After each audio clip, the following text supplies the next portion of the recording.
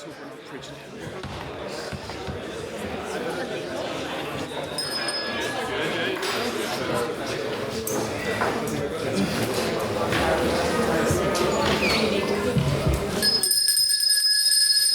Members of the House, I welcome you to what is the annual general meeting of the 177th session of the Literary and Scientific Society.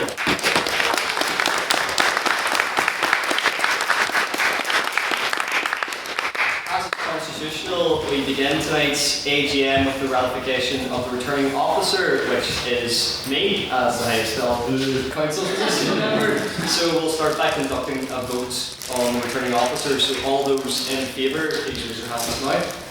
Aye. And of course I am as well. Okay. Anyone against? Good call. Abstain. Okay, that's the first order of business underway, and I am your returning officer for this evening's AGM. We're going to begin, as is our obligation as members of council, by filling you in and keeping you up to date of all the things that we've done in the 177th session with council reports. These reports will be a maximum of 3 minutes, and don't worry, I'm going to strictly enforce that and start ringing the bell after the 3rd minute, but we're going to start in ascending order, beginning with Mr. Social Officer. If you'd like to come to the front, please.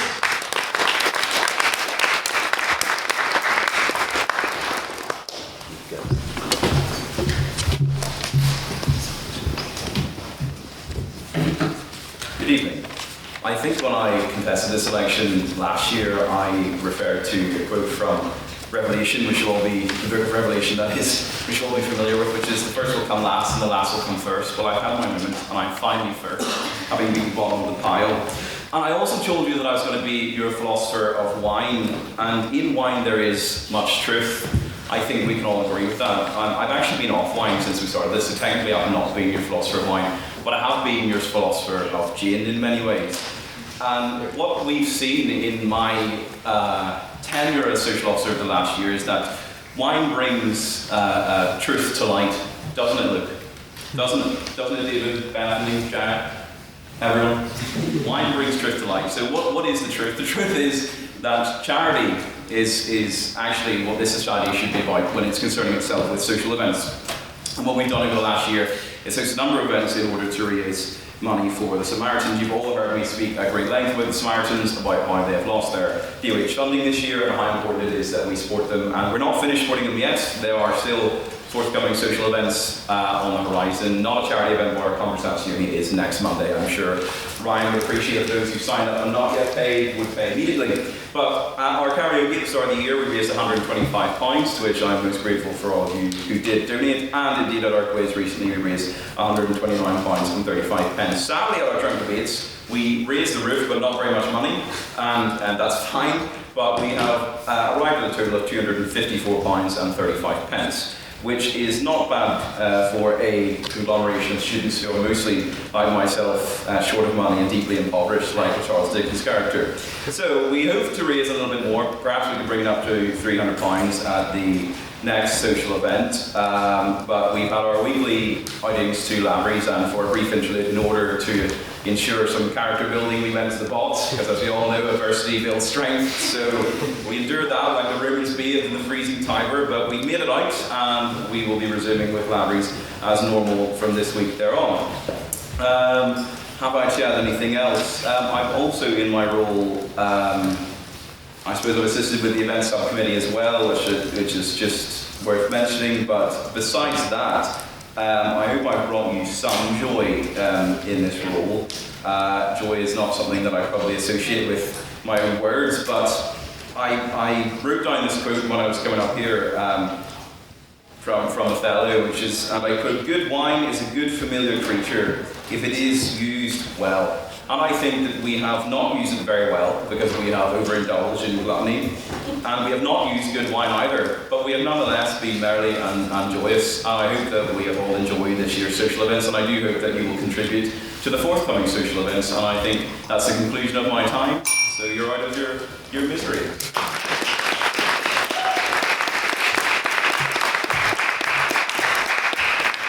Mr. Mr. Social Officer. Next we have Mr. Events.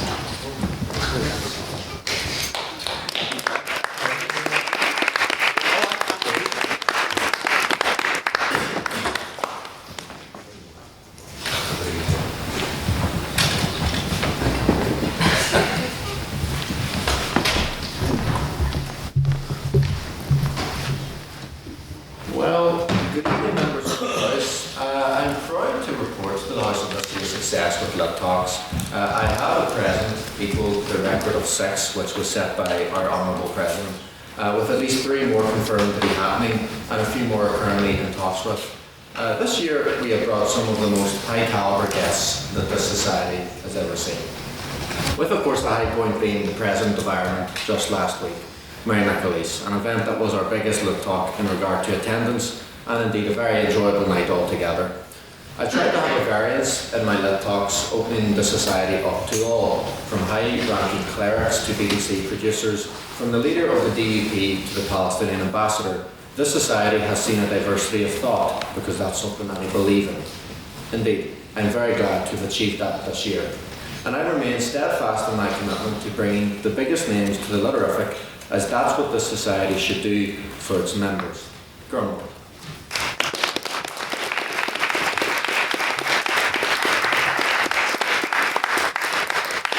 Thank you, James. And now a report from Mr. Schools Convenor.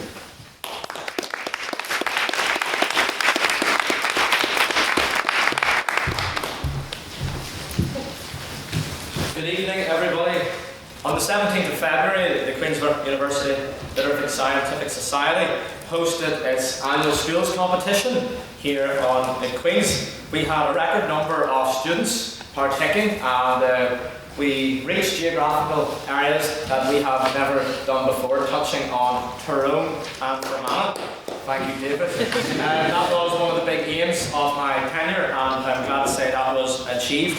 On Friday the 3rd of March, we conducted our final in the Senate Chamber of Stormont, and our finalists were Loreto Grammar School Oma, Assumption Grammar Ballyhinch, and our individual winner was Methodist College Belfast, and our team winner was an amalgamated team from Coleraine Grammar and Enniskillen. Students debated across the 2 days motions regretting Keir Starmer's premiership, believing 21st century childhoods have been ruined by technology. This House would choose to live in NI, and the final motion was this House believes that the West relies too much on the US, Europe relies too much on the US for security guarantees. I want to thank everyone involved in the competition, particularly those who didn't necessarily need to be, but give their time on both those days and behind the scenes.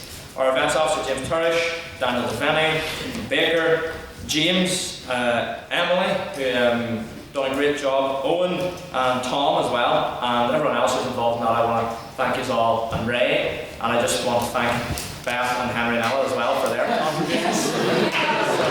So, they're in spirit, and that's so important. So thank you all very much, and to another great schools competition next year. Thank you.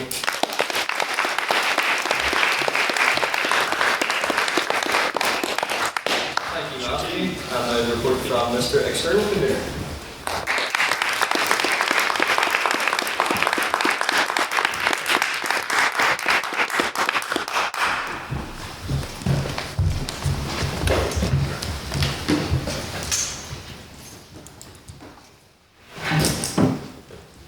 Hi everyone, so for those of you who don't know me, my name's Henry, and I was the external convener for the society this year. In normal terms, that means I'm just responsible for everything debating outside of Queen's, which mainly came in the form of competitions.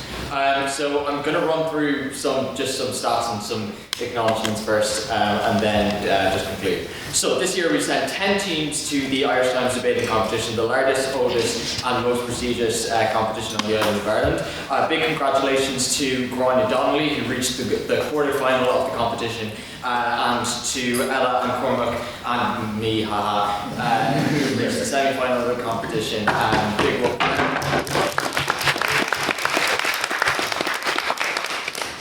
Then we sent 4 teams and 3 judges to the UCD Lostock Peter Maguire InterVarsity, and a big congratulations again to Ivan and Christine, our novice.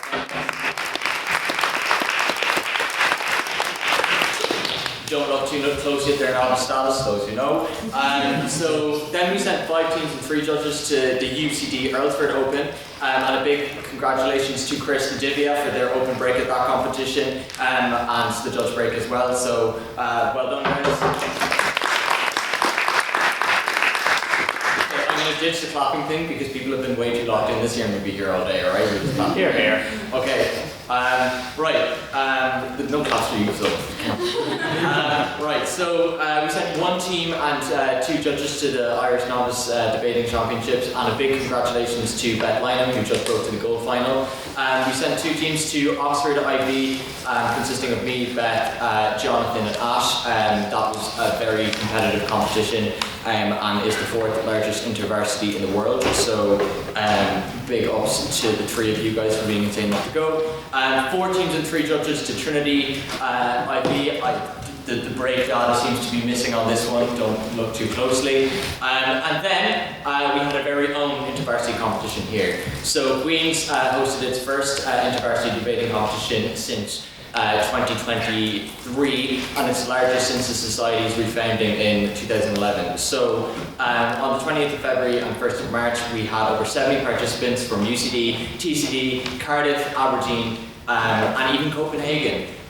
So I'd just like to offer huge congratulations to every single new speaker who put their name in the hat, who went for it, who did something new, who broke out of their comfort zone, because the biggest points that I really wanted to make with external convening this year is that anyone, if they're willing to give it a go and they're willing to try it, they're willing to work, should be open to debate and public speaking. And the amount of you who got involved, who, if I listed all of you, would be here all day. I'm just really, really grateful and thankful for that. And the final thing, just to announce the house. Oh, as well, the external portfolio was awarded a record £1,500 for the Queen's annual fund. Yeah, I know, bro. And just to announce the house that for the first time ever, Queen's University Belfast Lyric Society will be competing at the European Debating Championships this year. And it's been such a pleasure to work with everyone. Thank you. Thank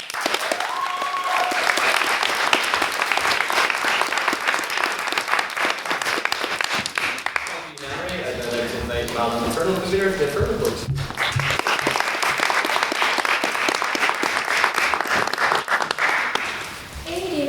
I'm just getting my stopwatch because I chance to do overtime. So yeah, this was a really good year for me. I really enjoyed this job. The main things I'd like to get on is that, first of all, we had our 2 chamber debate workshops, which was amazing. I really love running these workshops. I mean, I get to meet all of you, and there's a lot of people who came to workshops who didn't really originally want to speak on debates, and now they are, which is great. Big record for me, we hit 59 named speakers, which I'm really happy about. I didn't get a clap, but I think I deserve a clap.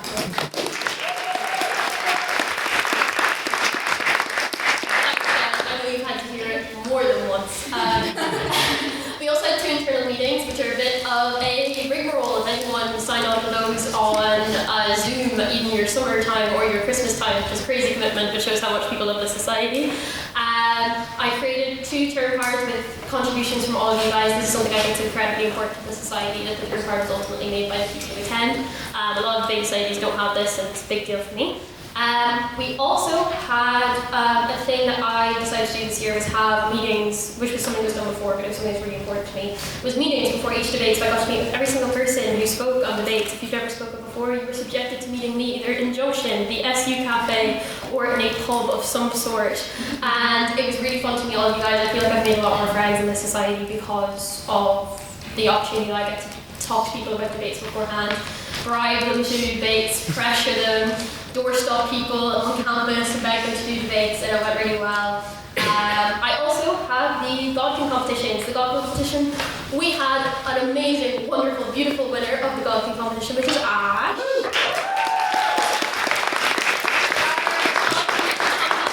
Fun thing that we do every time. We also have absolutely wonderful, sexy, brilliant finalists, and all participants are incredible. So that went really, really well. And we also this year, a new thing that I tried as internal convener, which bringing back more humorous motions. And I think it worked really well. I think everyone's really enjoyed it. I'll never forget having to explain what brain rot was to people for the This House Squeeze Our Brains were brought into it. But I think that went pretty well. And we also had particular favourites of mine, motion-wise, and displayed masculinity is inherently toxic, one of our highest attendance debates. And a lot of things this year came to that debate, which is really great. We've also had our traditional ones, like This House Squeeze There's No Faith in the Labour government. We also had motions to appeal to certain regional issues. We had This House believes our Sports Single Unionist Party, which was an interesting debate. We also had our Irish language signage debate, so there's lots of debates that have tried to tackle every area. That's something that's really important for me as internal convener, to try and tackle absolutely every aspect of what people are interested in society. And yeah, basically that's it. More debates to come. Dufferin's next week. I will be putting in the form because I've been working on the form tonight. Everyone signed up to Dufferin. Dufferin is our BP competition, but it's not really BP, but it's almost BP. I remember turning well Daniel, but you should really sign up to Dufferin, please. And I was going to quote Beyonce in comparison to Jack winning the fellow, but I couldn't find a Beyonce quote that suited. But Beyonce mindset, guys.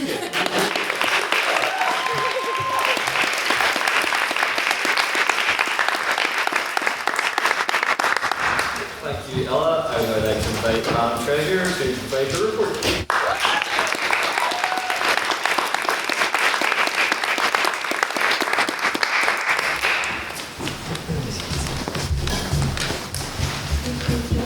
I won't mind myself, so I won't go over time.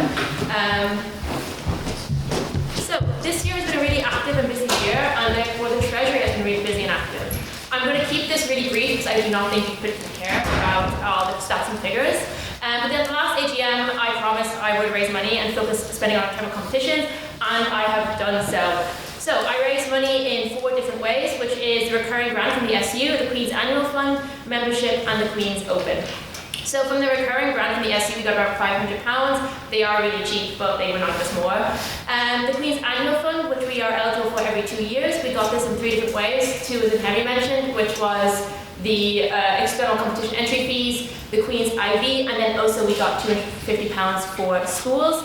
And all of those was spent on, which was excellent, and it was really great. It let us make more money. Secondly, membership. We have 139 members paid up at the time of the AGM. However, we do have more on the wait list. So currently, we've made £695 off of our members. Thank you so much, guys, and I hope it's been worth it. And lastly, from the Queen's Open, because of the grant we got from the SU, the Queen's Annual Fund, we did not have to pay for anything. Except for the pizzas, because Queens are cheap and will not pay for food. So after spending £508, thank you Pizza Co for giving me a discount, we made around £400 off of the Queen's Open with all the teams, which is great considering a huge amount of them dropped out and wouldn't not give me money for the entire thing. What do we spend money on? External competitions. You've heard Henry yap on about that. I won't say much more than that, except for I'm also really proud that we have reimbursed travel for all of this. This is something that's actually very uncommon in other university debate societies. They make you pay your own way for most things. And yes, it may be slightly late for me, but it always comes, and that's the most important thing. So I'm really thankful for everybody who's competed, and I hope you enjoyed that money. Secondly, we've spent money on lit talks with speaker fees and whatnot. That's been really successful with Daniel Hall and whatnot, fees and copies. Then we've got the website and drive. I'm proud to say we no longer have some random guy paying for our drive and website. We have since hunted them down and are now paying for it ourselves. Cash-rich society, guys, we're going well. Then we have trophies, which I have to shout out Daniel's uncle for giving us 3 free trophies for Godkin, Dufferin, and the Devenny Cup. And we also spent money on the school's trophy, because again, Queens will pay for that. And then the last one is to spend some money on the Christmas dinner, which was an excellent time for all our members around Christmas time. But the TLDR, as you've all forgotten, all my members at this point, the TLDR is more money came in than more money came out. The society is in a great place. We have around £3,500 in the bank account at this stage. So I'm really grateful for that, and I hope whoever is the next treasurer is good. So thank you for listening.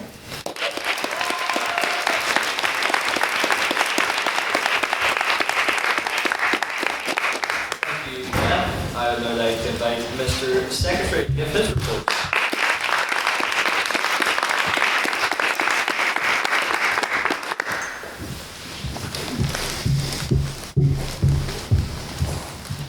Thank you. So I came into this this role. I was elected last year from social officer. It revolves mainly in the background to sort of room bookings, external correspondence. An example of that was when Joe Mulholland died, who was the founder of the Guild Summer School. The society voted and sent on letters of condolence, and we've done it a few times. That's generally what my role is. I'm pleased to say that we've had a very, very successful year with Lit Talks, doing a very good schools competition. Beth has been an amazing treasurer, Henry for doing all of the IV work. The entire council has really worked hard, and it shows. I'm really looking forward to seeing how the society flourishes next year. I was graduating, so I won't be here, but I'm very much looking forward, and I wish the best to the incoming council. The main thing that I do is the minutes, so you'll all be able to view copies of the minutes in the archives, which come out in September, so you can see my strange attempts at comedy. But generally, being on council has been the high point of my final year, so thank you all very much for listening to me now and for the next 2 months. Thank you.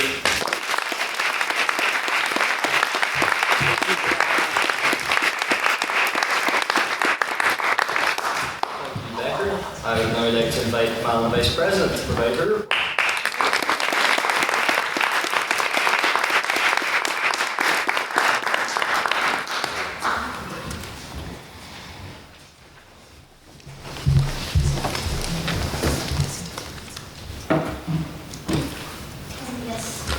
So within my role as VP and as one of the only vice presidents in the Olympics history, I have undertaken multiple projects and responsibilities as handed down by President Denny. First, I have contacted universities and colleges in the United States, both through email and in person, to open the Olympic to international debating societies for future collaborations. Universities and colleges include Harvard, MIT, Boston College, Smith, and Wellesley. Second, I have been in charge of handling disciplinary measures, along with Daniel, for the society, while also acting in a well-being officer role. This also includes listening to members' complaints and ensuring that action is taken to rectify those issues. Third, at every debate I have been in attendance for, I have a pseudo-judge and have offered feedback if speakers are inclined to have it. There's been feedback from this initiative that has been particularly helpful for maiden speakers and has enabled those who are new to the chamber to reach new heights, even going so far as to making it to the Irish Times. Fourth, with the help of the internal convener, Ella, and treasurer, Beth, we have jump-started the first session of the Muriel Campbell Women's Subcommittee, where I reside as chair. This role includes selecting speakers for all subcommittee debates, as well as selecting motions with the help of the aforementioned persons. Fifth, in the Constitution, it states that Vice President is also there to assist other council members. Whether other council members have taken advantage of this resource offered to them is their own issue. It was offered and reminded multiple times, not only by myself, but by President Convenor. Instances where it has been used include when I filled out the school's competition budget for this year's final and submitted it to the treasurer, having taken minutes at multiple meetings, including but not limited to council meetings and this AGM. I figured out the logistics for the most recent IV that the Olympic participated in, the UCC Open, and made sure we were represented. I have, along with Daniel, been communicating with societies down south, organizing collaborations like the one coming up this Friday, letting Dublin know that the Olympic is back. On a more personal note, Daniel's part where I'm going to cry. I left Queen's in October and am looking forward to starting at Trinity in September, but I stayed in my role and chose to commute back and forth from the States, not because I did not want to lose the role as Vice President, but because I care about this society. Here, here.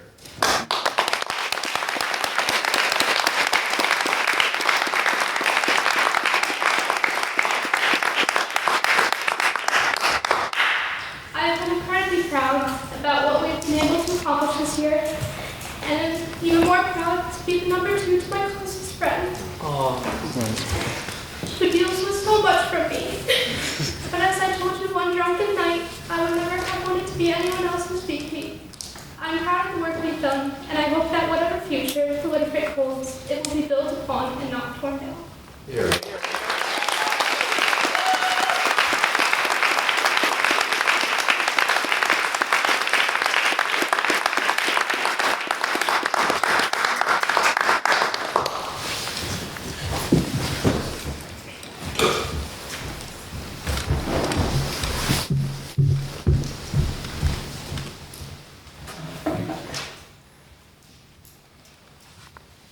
Members of the House, when I stood before you this time last year, I was a lot more nervous than I am now, but I made 3 key pledges, 3 key aims for this session. The first was that we would have our presence felt on campus and beyond.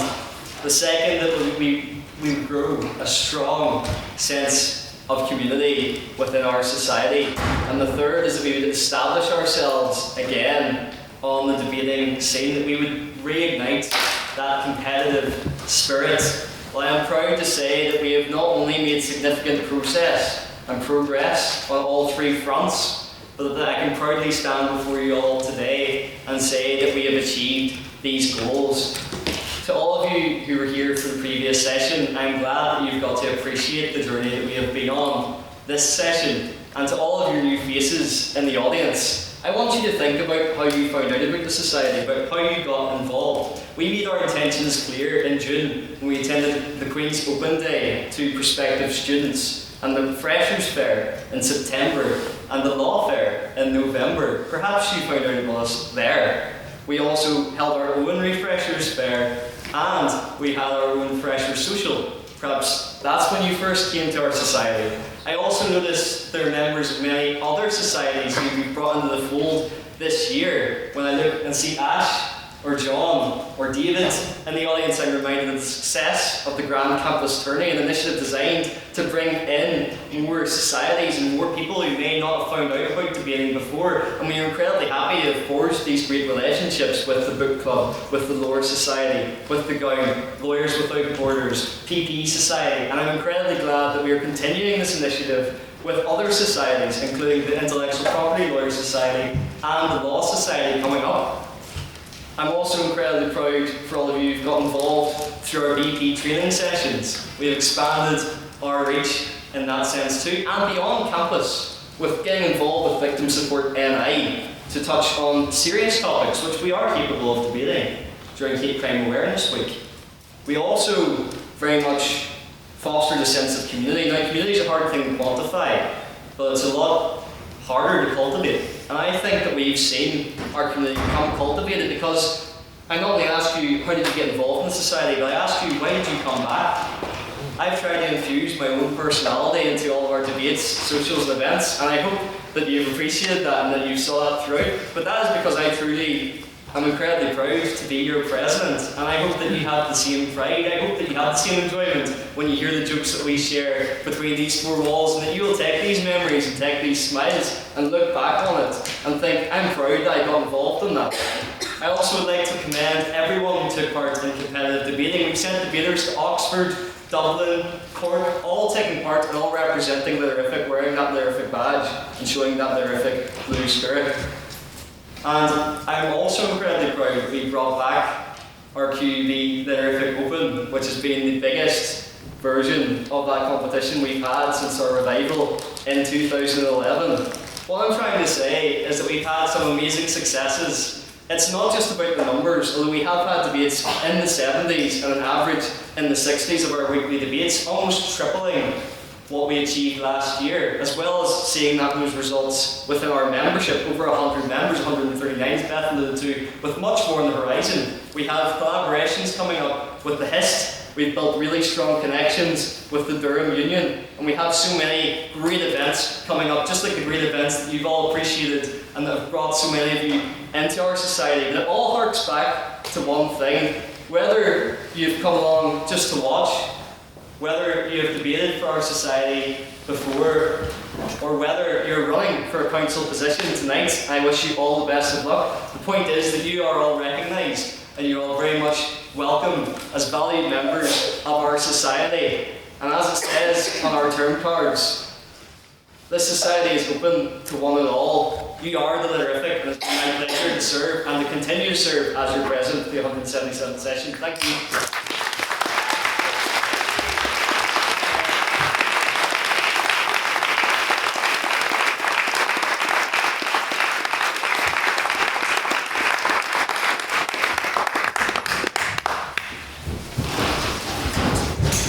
We are now going to discuss the amendments to the Society Constitution.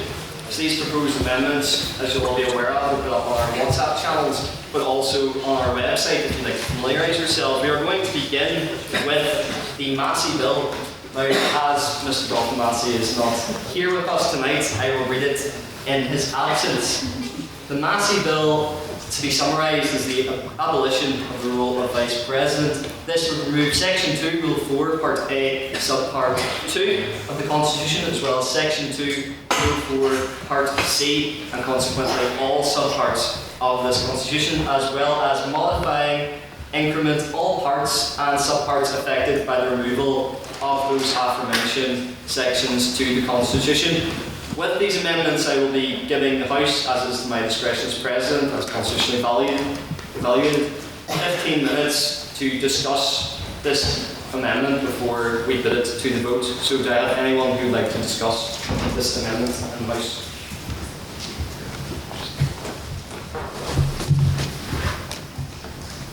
Yes, John? So I just like chat it out here?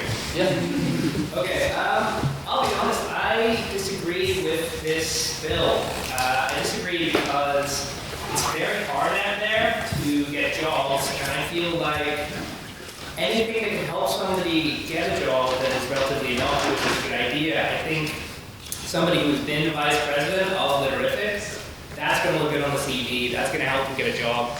I don't think the role of vice president is hurting the society, it's hurting the society quite a bit. I think that the society is very active, it has a lot going on. So to spread the responsibility with a president and a vice president, they can confer, they can discuss, they can agree.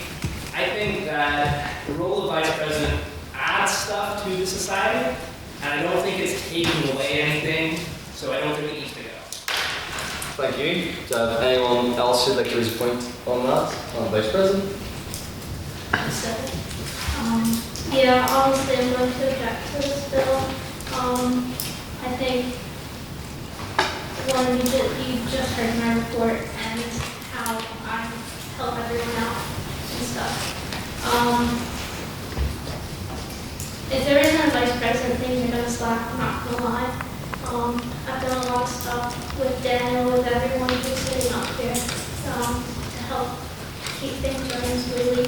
You know, every new council thinks that we got this as well, that it's going to be smooth sailing. No, it doesn't work like that. There are things that happen. I think also having someone there that's kind of the way we described it last year was you're George W. Bush and I'm Dick Cheney. I get to be the new one. It's okay if people don't like me. I have to do things that maybe some people don't like. Well, you can go on and like Daniel or whoever. I mean, it's not hard to do. But, you know, I agree with John. He put it very eloquently that it doesn't.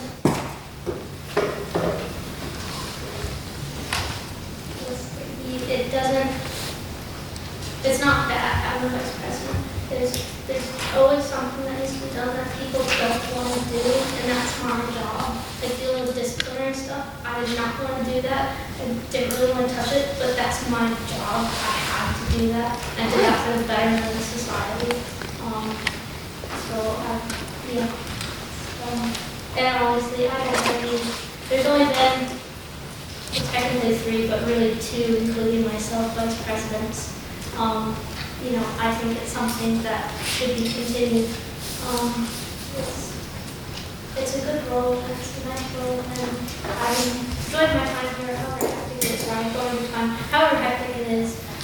But I do believe the society needs it because there is just that stuff that you need to deal with that certain members of council just aren't willing to deal with. I don't know.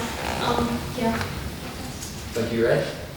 We'll take Randa, this is our last point then before we bring it to the floor. Yes. I coming towards like I respect Ray's dedication and like her position as well in this society and the council. But I will say, technically speaking, if there's not a designated position to monitor the court fine, so maybe there is a possibility of someone maybe slipping and it not being independent. Maybe. You never know. So serious focus. Yeah, that's my opinion. Thank you, Rana. With that, we'll bring this amendment to the floor. So this will be conducted by a show of hands and requires a 2/3 majority of the House to pass. So can I, just to clarify, if you vote for the proposition, you're voting to abolish the role of Vice President, just so there's no confusion and there is clarity on that. So can I have all those who would like to propose this bill to raise their hands now, please?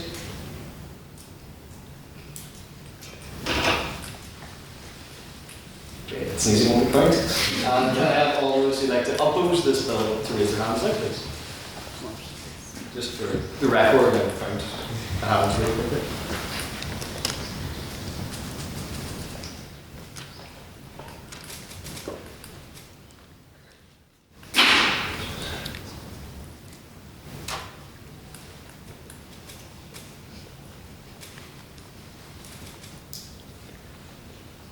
So that's 50 for the opposition, and then finally can I have abstentions, please?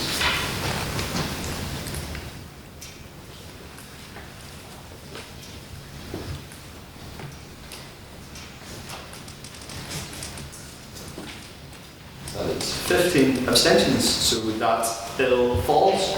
I would now like to invite Madam Vice President to propose the Ray theme bill, please.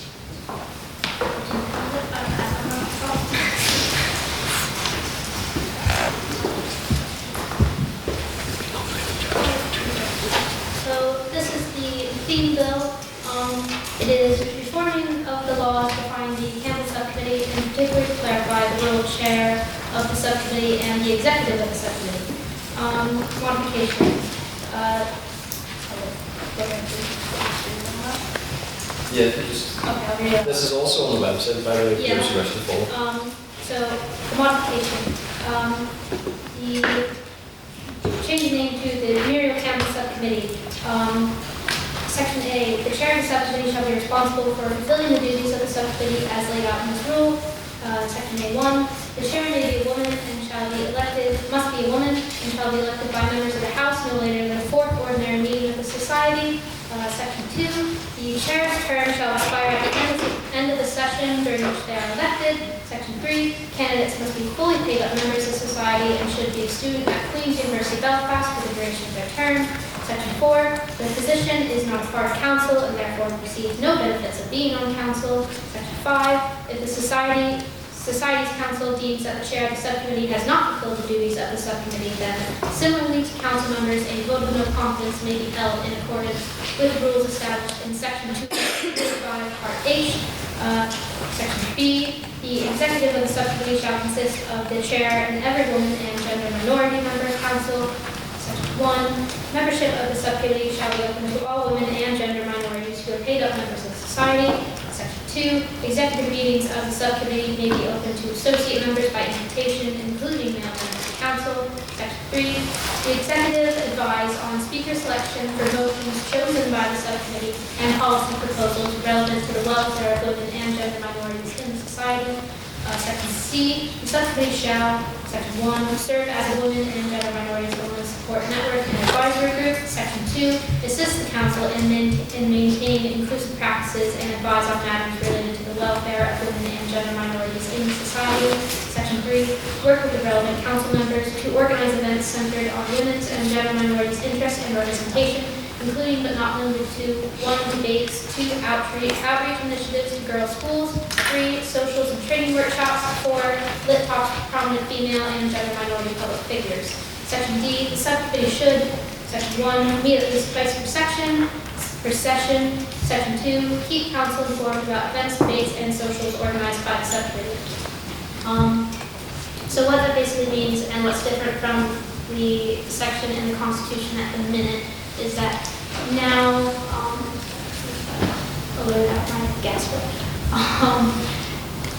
now in the Constitution, there is no mention of gender minorities. Gender minorities and women, we call them Wiggins in the South, that are very commonplace in the PIS, the Bill, the LMH side of it.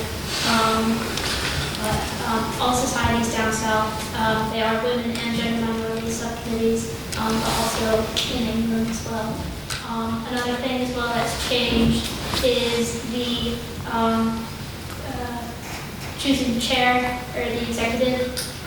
As it stands, the chair is the highest ranking female member on council, which is myself. This streamlines it, makes it clear, and also separates it a bit from council to make sure that they have independence. Another point on that independence bit is, as it currently stands, the women's subcommittee has to get permission from council for the motions that we put out for the women's subcommittee, which, that's an opinion. Yeah, this is your justification. Okay, yeah, which isn't fair, okay? It's just not fair. You know, it shouldn't be a council that's primarily men who are deciding who are deciding what motions to put on a women's subcommittee. That doesn't make sense, because there was a really funny motion pattern, but that's okay. But yes, I think that's all. Before we open that to the floor, we also have the Hoey amendment. If Mr. Hoey would like to read that for us, please. I mean, I can read it, but That took a long time, sorry. so I propose some changes to this amendment just to clarify some of the purpose, governance, the responsibilities and the membership of the subcommittee. So substantively, the differences between what I've written and what Ray's written is basically around the role of around whether the chair of the subcommittee should be elected.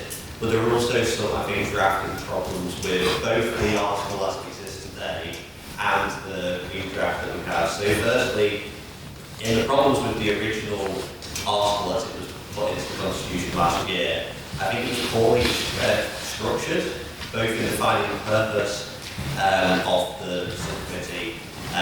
If you go through the Constitution as it is at the moment, it lists the purpose of the thing, then it lists how it's governed, then it lists what it's responsible for, and then it lists what the membership is, and that's how it is throughout most of the Constitution. But when you get to the Women's Subcommittee, both previously and with this, it's not set out like that, so it's a bit unclear in what bit relates to what.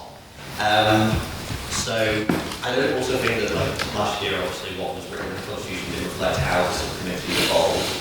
So I also think the problems with this amendment are it doesn't correct some of those initial flaws in the original article. It makes the chair of the subcommittee directly elected, which I think is a bad thing, because the only entity within the society which should have a democratic mandate and therefore be the ultimate arbiter of things is the council, and everything should be accountable to the council and not motions. I think that the interpretation this year that the council has to vote on every motion, I just think was a misinterpretation of the Constitution, so I don't think that's the case. I just think when I say everything should be accountable to council, it means ultimately if the subcommittee or any subcommittee of the Constitution of the society is acting against the direction of the council, that the council can vote no confidence in them. If you don't like that, creating a society and do it that way. So that's basically, I think the problem with this is it ends up creating a society within a society, which I think is a bad thing, basically. And I think there are some other issues resulting from this, which is a lack of clarity around the electorate for direct elections. Like, that's just not listed in this constitution, in this amendment as it stands. And I also think there's a lack of consistency with the approach taken to the chair of the subcommittee versus the rest of the executive of the subcommittee, because it's saying that the chair should be independent of council, but the rest of the executive of the subcommittee should be members of council, which I don't think makes sense. And also the rest of the executive would be appointed whilst the chair would be directly elected. So there's some inconsistencies there. And I also think there's some overlap with other provisions of the Constitution. So it sets out in this amendment how the chair of the subcommittee can be removed, but there's already a provision in the Constitution that relates to how members of the subcommittee are removed from their position. So that, it just creates overlap. And there's also a general lack of insight. So basically what I propose is that it sets out the purpose of the subcommittee, then it sets out how the executive should be appointed, which would usually be the highest ranking, with the minority member of the council would be the chair. And in the same way that usually the president is the returning officer of the AGM, doesn't mean it has to be the case. It says also in what I proposed that if the highest ranking member, the highest ranking woman member of the minority member of the council doesn't want to be in that position, then the council can appoint that person, and then that will have to be ratified by the House, which is the process for every other ordinary membership of some committee within the Constitution. And then it basically then sets out the responsibilities and sets out the membership of the subcommittee, basically. So basically the purpose of this is just to improve the legibility of some of the things within this amendment, and the only really substantive difference between what I've proposed and what Ray's proposed is that this would be, under my system, it would be appointed by the council and ratified by the House if the people on council don't want to take up that position, versus having this whole direct election approach with the amendment as it stands, despite the fact that the process then for electing is not defined within the amendment. So those are the differences. Thank you. I'd now like to open the floor to a discussion on both the theme bill and the Wayne amendments, starting with Manager. So I think I generally prefer the first one. I understand Ryan's concerns in terms of electing the chair and whatnot, but I think my understanding of the first one, based on what it is, the membership of the subcommittee is all women, so therefore it's the Women's Society and their minorities who vote for the chair by the whole thing. And I do think it's important for the chair to not be on the thing, because like at the current moment it is all women on council, and it is a lot to on your own portfolio to add another thing to do there. It also depends on the woman, the person themselves, if they want to take up the thing. And I know it adds provisions, but I think we can just streamline the process to begin with. Because as you've seen historically, if you hold to roles, one tends to be prioritized than the other, and that's not what we want. And I do think the separation of council and the subcommittee is important. Like, I kind of get something like about separating like a society from a society, but like as a woman who was here last year, who was regularly the only woman on the debate, and was regularly one of 5 women maybe in the room, which is like, it's great, and it's great to see so many more women, but I do think it's important, like, the society has its ebbs and flows, and to consolidate a place where women feel comfortable. We've had a lot of maidens already in the women's subcommittee who've only done so because it's a women's subcommittee. So I do think it's important that we keep like kind of a safe space for people like that, because it can be daunting, and I've had bad runs with men debating, so it's a fact of life, guys. And the last thing I was going to say something, oh yeah, about the William, which is women in minorities. That's just a debate thing, debating all across the world is William. And I think if we want to be a respected debate society, if we want to, push ourselves to the forefront, we have to. Like, I support it, but we also just have to use William, because it's the way to do it in debating. Like, we'll love cap if we don't. But yeah, I prefer the theme bill. Thank you. We have, yes, I'll be really quick, but first of all, I just want to say, in relation to the comment between both bills, is the element that where the status quo that Beth, Ray, and I had to deal with, is where we had to essentially go to council and say, this is the motion we want, and then to vote. And the round about it at the same time felt like asking for permission, and for the Women's Committee to continue in a way that feels like we have our own control and it's women's choices for the debate. It's very important that that's common between both bills, but I just want to reiterate to the House how important it is for it to function. I think I agree with Brian, it's probably just a misinterpretation, but it's how it functions, and it's clear in both. And in regards to why I would pick theme bills, I concur with Beth with I prefer for it to be elected by the House. I think with something so new, and putting the onus on people who are very busy, and putting the onus on, say, if, like there's very high, like the highest ranking woman could be in a job, and council could be in a job that's very, very strenuous, could be in a degree that's very, very strenuous, and then they go, oh, I don't know, like maybe I want to do the women's subcommittee, and then it gets postponed, it gets pushed, and it's putting. I think the women's subcommittee in existence would be more secure if it was a separate vote from the House, whereas at the moment it's a relatively new thing. and having a vote in the House to elect the chair means that that is a more secure, definite commitment that we have to commit to do. Whereas putting it onus on an individual person who might be quite stressed and might be at the day's end and not be up for it, and it might not happen until December, and it might not happen full stop, and that's not to blame the person, it's just to understand the lack of security around the way the subcommittee's very functions. Thank you, Alan. Do you have any other opinions? Yes, Lee? Thank you, Mr. President. I unfortunately will have to oppose the bill, primarily because of the draft in itself. The chair must be a woman, yet membership is open to women and gender minorities. What does this not say to gender minorities within the society? That they're good enough to be members, but not good enough to be chair? That's all I have to say. Thank you, Lee. Yes, sir. Yeah, I'll just say that that provision was decided within council. There was a different provision that certain members of council wanted to put in, but some people just wanted women, not women and gender minorities, and we were outvoted. Thank you. Anyone else on either the Hoy Amendment or the Fane Bill? Mr. Hoy? I just want to clarify one thing. I feel like it's probably visible that when I was going through the amendment, in the sense that I'm very obviously a bloke. Good to know. My problem with the thing that I've drafted is not substantively. There's only one difference between mine and Ray's in the sense of the approach to election versus the appointment and ratification by the House. The rest of it is really just making it more concise and formatting changes. And I think that, so lots of the wording around the things that have been mentioned, and problems that existed, etc., is the same within mine.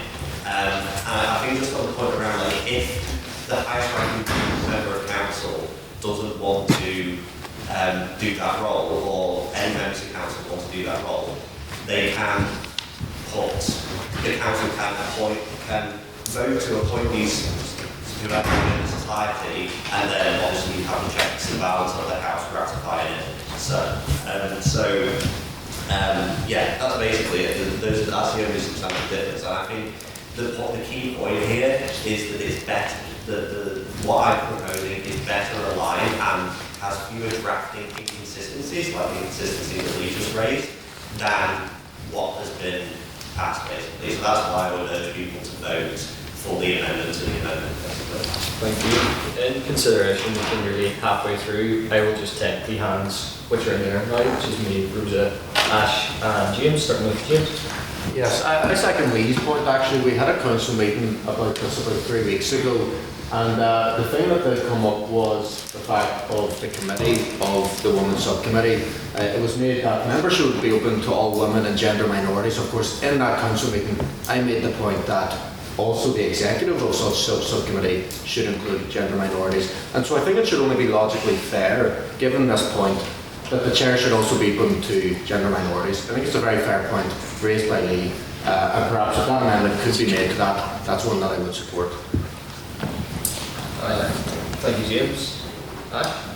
I think first actually I have a question. Is Dean's bill actually say that gender minorities can't be chair? I'm not sure about that. The second is The chair must be a woman. excuse me. Okay, can they We can vote for an amendment on that. I'd be happy By the way. I don't even think that that's really a real issue. The second, I think the thing that actually that I have a concern about is that in your bill, Hoey, the council have to appoint someone first, and then only we get the checks and balance. Whereas I think in Dean's bill, everyone, like every woman in the committee, can put themselves forward to that role and will be open. So that opens themselves up to every woman who may not know council that well yet, who may not be well appointed yet, and would actually be able to stand. So I think that's why I think I'm in favor of Dean's bill, but I appreciate your amendments. Do you wish to propose an amendment that would include gender minorities as chair of the Women's Subcommittee? Sure. Can I have a seconder for that, please? Second. Yep, second by James. So we'll take that to vote. This will require a 2/3 majority. So just to be clear for exactly what we're voting on, this would include gender minorities as an option for who can be chair of Muriel Campbell in the subcommittee. So can I have all those who would like to propose this amendment to the bill to raise their hands now, please? So that seems like 2/3. Yes, over 2/3 to me, and just all those who oppose. And finally, all those who wish to abstain. Thank you. Okay, that passes that amendment. And we included, I'll take the final two hands, Mr. Rock, before we take the right-of-way amendment and the machine bill. Sorry, no debate. I would propose it, where I agree that it should be a voted in position. I was saying that if it's the highest ranking member of the House, they might not have the time on top of their duty and their position in the council to commit to the assembly, which should become a bigger thing because of it being it is an important part of the traffic. And if it's an elected role, it will be best representation of women and minorities of the traffic as a whole, because they will be able to dedicate all of their time to the subcommittee instead of it having to split everything.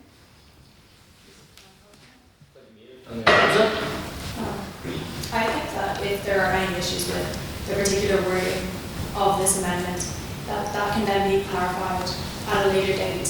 However, this bill has been put forward by the women who are currently running this subcommittee. I think that they are the best people to understand the issues that they would have found and how it would best be run as they have the experience in this area. And I think that to disregard that would be entirely missing the point of the women's subcommittee, in which the women should have the choice in the vote and also the gender parties. Yes, thank you. We'll now open the floor, or rather conduct our vote. So first you'll be voting on the Kuwait amendment. This will require a 2/3 majority to pass and will be implemented within the theme bill. So can I have all those who wish to propose the Kuwait amendment to raise their hands now, please?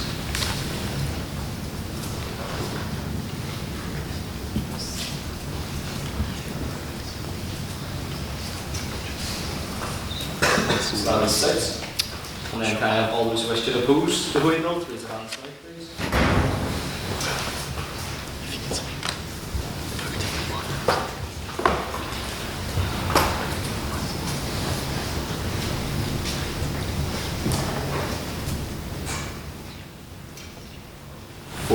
And then finally, can I have all those who wish to abstain? Raise their hands, please.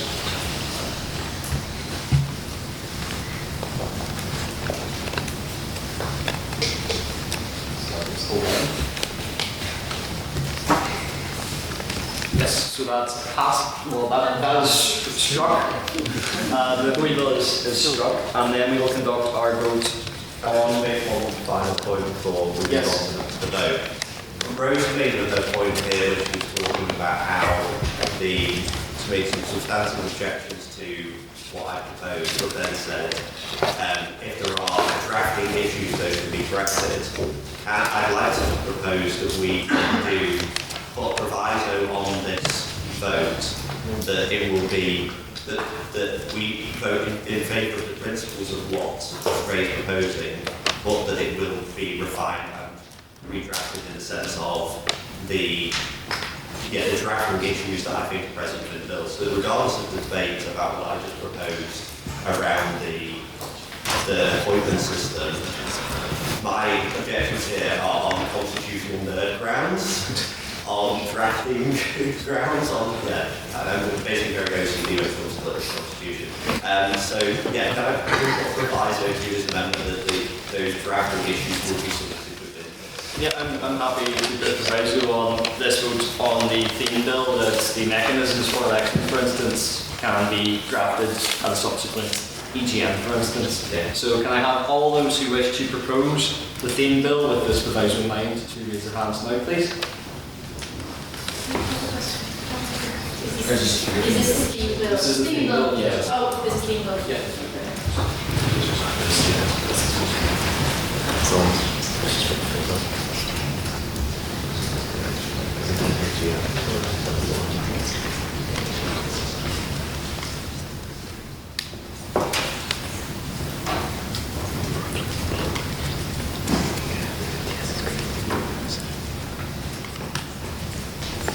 26. And all those who wish to oppose the theme bill to raise their hands now, please.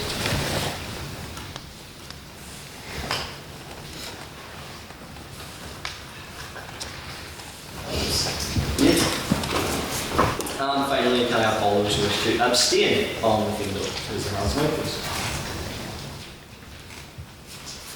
That's one. So the theme bill has been ratified.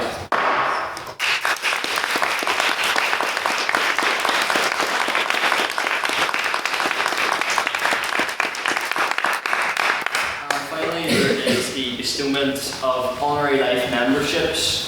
For those of you in the House who may be unaware, Honorary Life memberships are awarded to those members of the Society who we feel went above and beyond their duties in their services to the Horrific. And we shall begin with the proposal of Mr. Henry O'Riordan, and I will allow Luke Coyle to justify.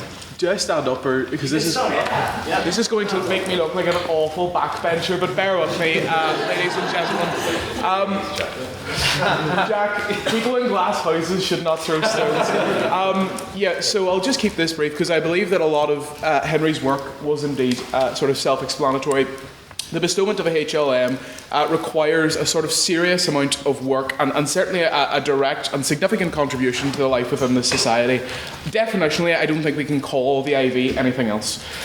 When we have the largest IV, I mean, our society was gone for years, decades. When we have a large IV, that puts us back on the map. And this is something I'll go into in my speech, but when we have an IV that puts us back on the map, that ingratiates us not only within our own island, but also in Wales and in Scotland, when that puts us back on the map, ladies and gentlemen, definitionally, that's a significant contribution to the life of this society. It's the reason that quite a lot of us next year will be going places with our heads held high, knowing that we're not going to be a complete unknown, to quote Bob Dylan, but we're going to be going to these places with passion and with a knowledge that we are at least recognised, and I don't think that would be happening, and I certainly didn't happen for the last 3 years without the intercession of Henry O'Riordan. So yeah, just to keep it kind of brief, ladies and gentlemen, I urge the House to support this bestowment because I believe it's right and just. Thank you. Do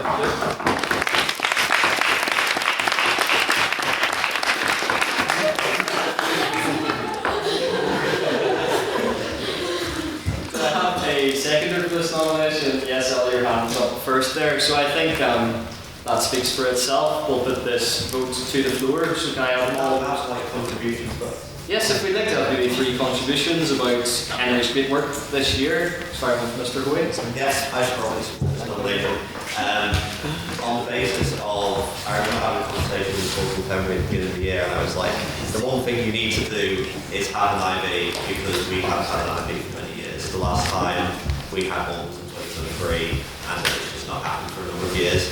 And I was there briefly on the day, and it was fantastic, with a number of societies that were involved, both down south and a few from GB.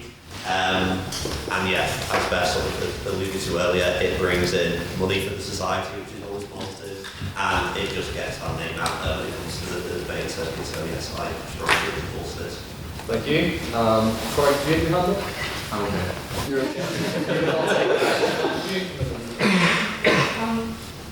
Honestly, as someone who knows Henry personally, but also as a really keen BP debater, Henry's has been so amazing in encouraging new people to join BP. He's not only been so amazing in sort of getting all the fellow Malaysians and rallying us to go to BP on top of Litterific, to the point where all the people down south are like, all the Malaysians, that's the Litterific. And he not only is such a good representation within the society, but when he goes down south, everybody knows Henry. He builds so many great connections with everyone, and I genuinely cannot imagine a better nomination. So yeah, big ups for Henry. Thank you. And then we'll move to that. Yeah, I know obviously I'm Henry's friend, but trust I have real things to say. I was one of 3 BP debaters last year, and I know what the society was like in terms of BP. And the fact that we sent 9 teams for own IV is kind of insane in the turnaround. And I think not even to focus on the IV itself, which is a mammoth effort, having seen our former son, convened Jonathan, trying to organize an IV. Because the people leave you undelivered like crazy. You need aura to actually told somebody. So multiple people. But also in terms of sparring, the debates, I'm gonna be perfectly honest, and when Henry was talking about what he wanted to do, I was like, oh sure bro, like, trust, and it'll happen. But now I'm actually like I'm really surprised, I'm really happy. No, like, Euros was happening, and I was doubting Henry a lot, to begin with. In terms of how helpful he was in getting the money for King's Annual Fund, like that was all bro, I just submitted it. Very realistic, but and then all his effort into training, the materials we have for training is so good. Has he now forced me to go into a drive and someone asks me to BP train? Sure, but that's a dedication every external convener should have. And I think, yeah, his welcome environment and yeah, like people love Henry. I don't rate it, but like they really like him. So yeah, vote for Henry. Thank you. Jack? Yeah, I think much like myself, Henry's been known for quite a while, possibly too long at this point. I had much more hair when we first met, but I just genuinely wanted to say I think Henry's been a fine addition to council this year. You were exceptional last year, having been on 3 councils, I think at least 2 of which with you. We've not seen an IV, I've never seen an IV even remotely close to that or anything external. I don't understand external or BP, but you have a mastery of it that is unrivaled, I think, in recent history. And indeed, your forensic analysis and other issues aside from external has been most appreciated within council and without council as well. So just to say, I think you've been exceptionally easy and wonderful to work with. I think it's well deserved that this honour is bestowed upon you. Yeah, we'll take Ella as a final point. Yeah, so I've been recruiting for a long time since we were 17 and didn't like him when I first met him, but I've seen a bit in our I've already worked for it. But it's task what he did, like there was no precedent. Like there was, but like not for how modern like how IDs work. Like last year, if you asked me about EP, I was like, why would I do that? And now I realise that it's really, really important. And Henry's instilled it so people trained people here to do BP better than I could ever comprehend. Like the BP freshers are here to walk the floor with me. And then all down to Henry is amazing training and pro deserves it. So Yeah. Yes. Just out of curiosity, can I have everyone who's participated in BP or done a BP sparring session or competed to raise their hands?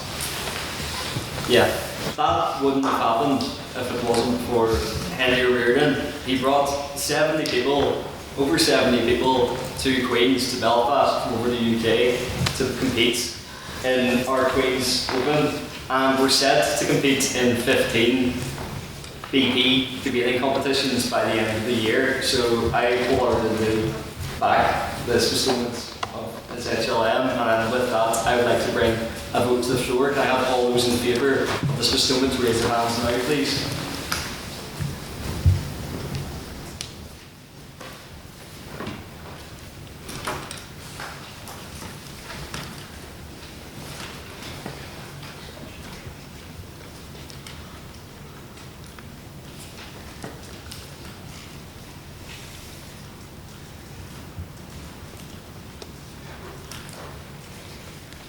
That's 61. Can I have all those who wish to oppose? And finally, all those who wish to abstain. Very humble. I am pleased to announce that we have bestowed an honorary life membership for Mr. Henry O'Riordan.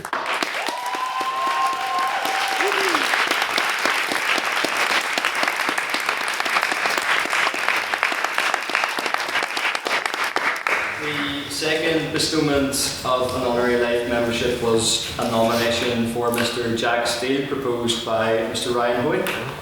Right, so I will preface my remarks by saying that when I wrote these as if I was not going to announce who it was for before I set them out. So just imagine you didn't hear who it was for. So I wish to nominate someone for honorary life membership who's been a member of council for the last 3 sessions, the 175th, 176th and 177th, serving as training officer, secretary and social officer. As training officer in the 175th session, they organised numerous high-quality workshops, ensuring members at all levels felt supported, and those have really brought back experienced alumni to deliver them, including inviting the former treasurer and 2-time intern for being at Matthew Bryce and HLM to a BP training workshop, and this enhanced the quality of the training offered. As secretary in the 176th session, you were meticulous and dependable, producing comprehensive and engaging minutes and ensuring the site's records are properly maintained. And this year, alongside a full-time placement, they have continued to deliver as social officer, organising various socials and the Convention. They've also gone beyond their duties from supporting the schools competition in 2024 to contributing to the events subcommittee and securing guest speakers this year. They've also probably done more than anyone else in recent years to build relationships with elected representatives from across the political parties, but perhaps most tellingly, despite holding political views often in the minority, I think they're genuinely held in genuine warmth and respect by members across the political spectrum through their eccentric charm and unfailing politeness. I think they've made Billitterific a better place. So for his sustained contribution and personal character, I believe that Mr. Jack Steele is richly deserving of an HLM.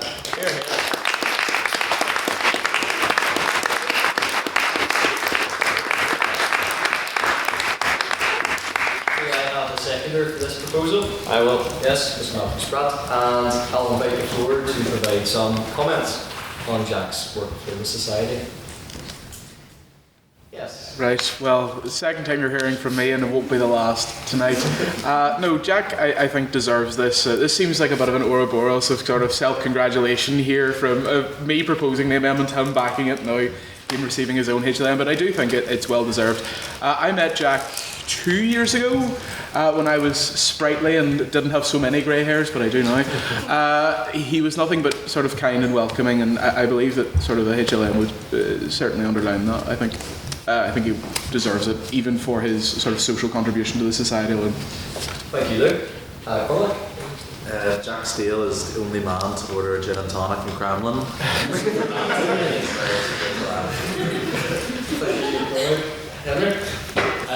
Low-key, right? Jack, I'm going to start this off by I think you're absolutely mad. And that you're a political beast belonging in the 17th century. When I first joined the society, I think when I don't speak for myself, I remember unfortunately there was a culture of kind of like a lot of social exclusion, a lot of pickiness, a lot of kind of like, you know, like it just wasn't that like accessible and kind of welcoming. So not what it's like now, you know, because like talking to like freshers to council, I think that's gone. But like I remember Jack never had any time for that bull, and he was willing to have a conversation with anyone.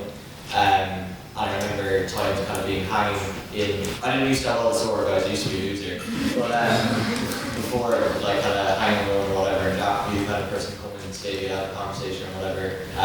So yeah, well, you need to drop the cameras and stuff. I won't forget that.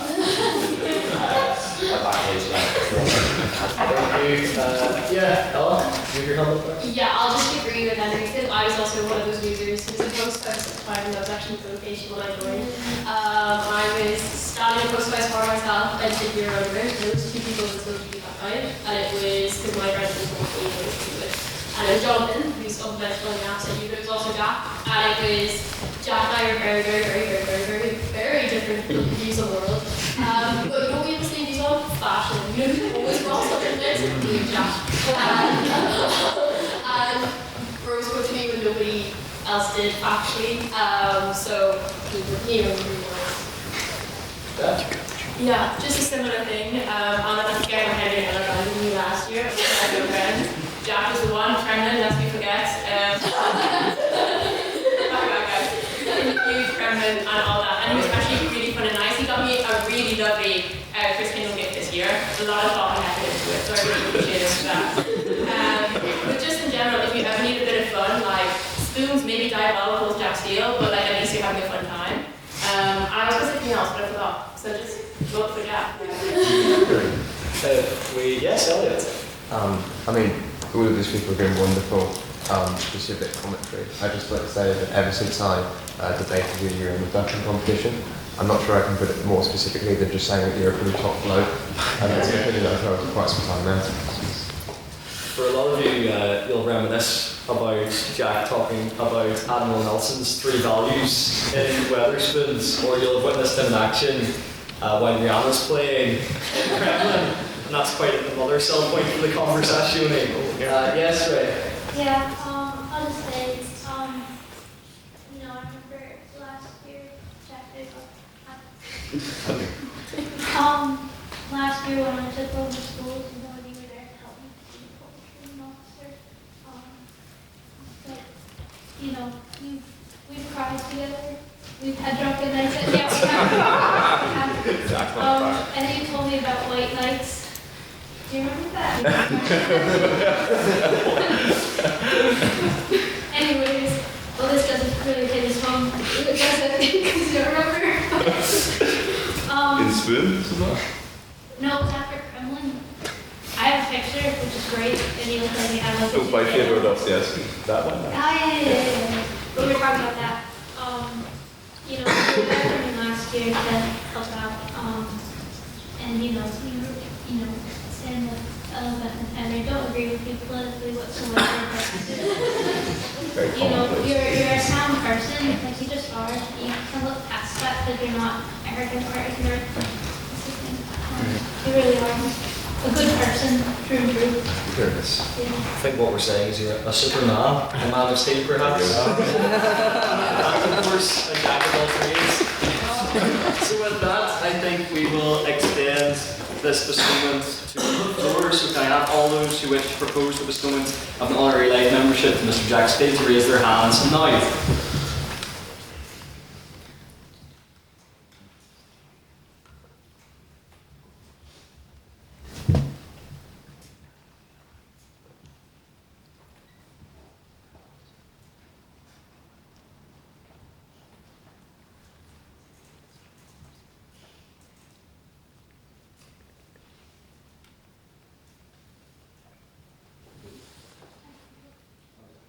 59 for propositions, and then all those who wish to oppose this bestowment of the next line, raise their hands now, please. And finally, can I have all those who wish to abstain on this to raise their hands now? Okay, that's the abstentions. So I am pleased to announce that the House has voted to bestow honorary life membership of the Horrific to Mr. Jack Spade.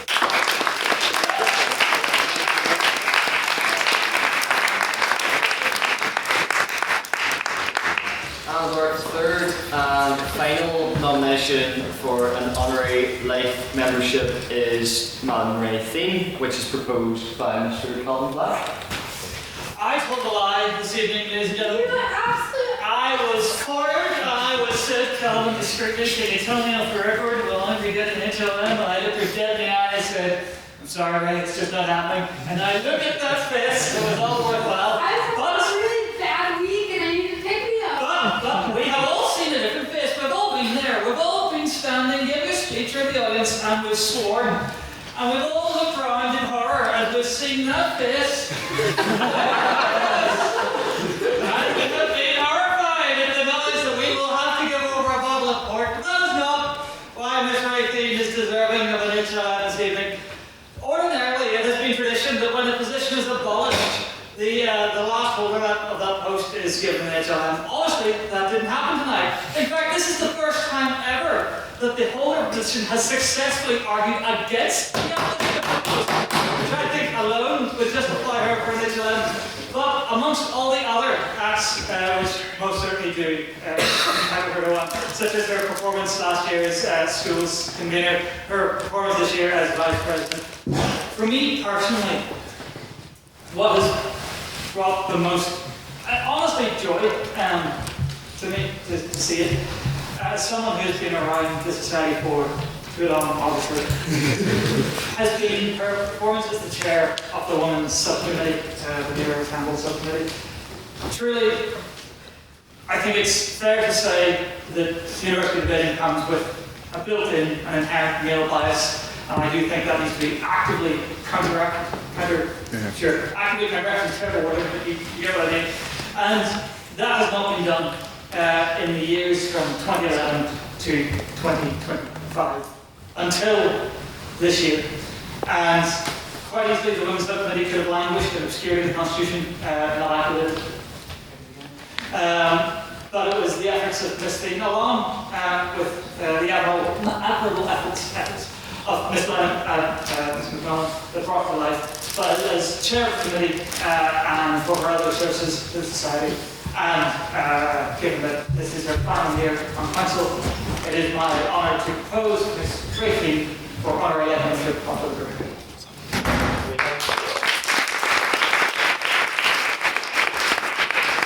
Yes, Emily, thank you. I will open the floor to comments about great work this year.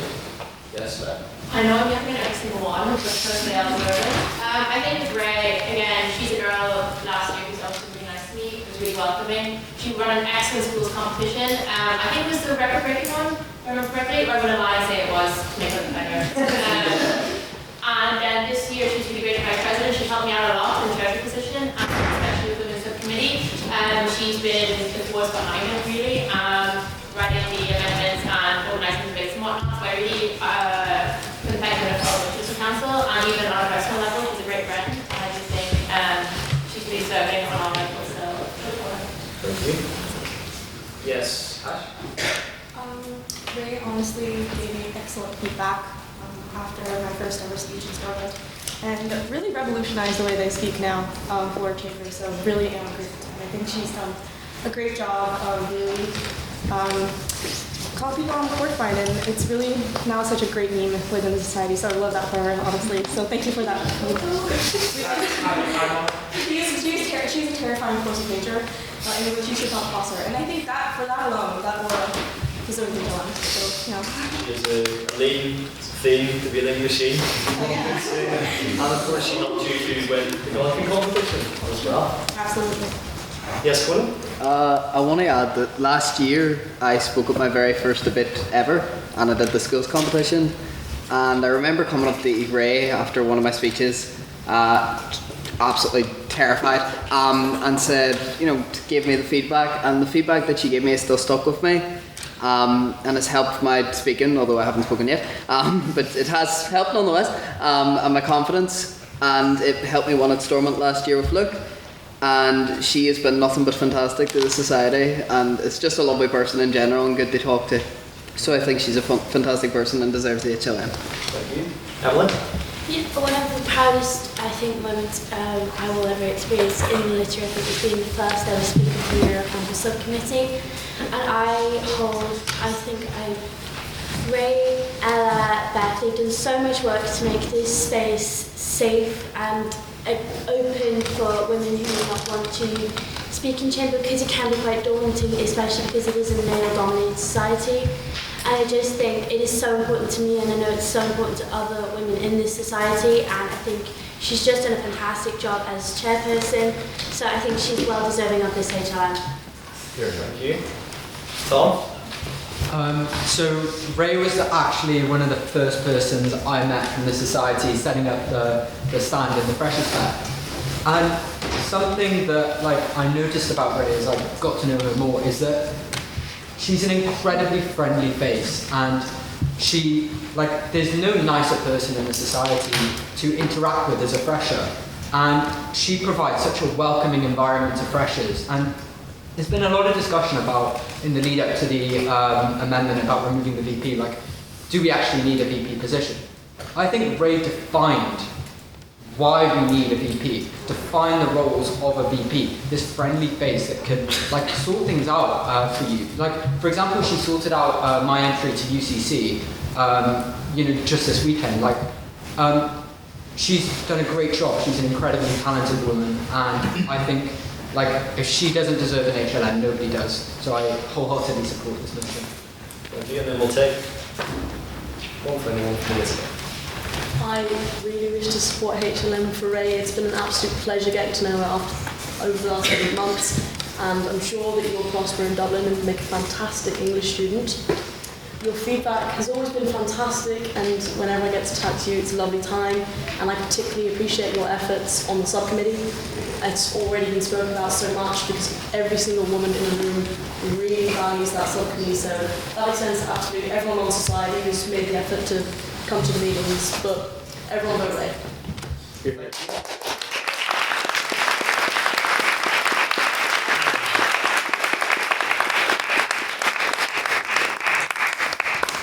I wish your fans who is committed at the Euro Campus Subcommittee as well. And of course, I noticed that we also have some maiden speakers tonight.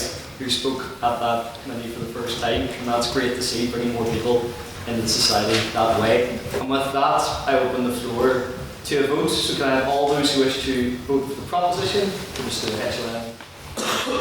Raise your hands now, please.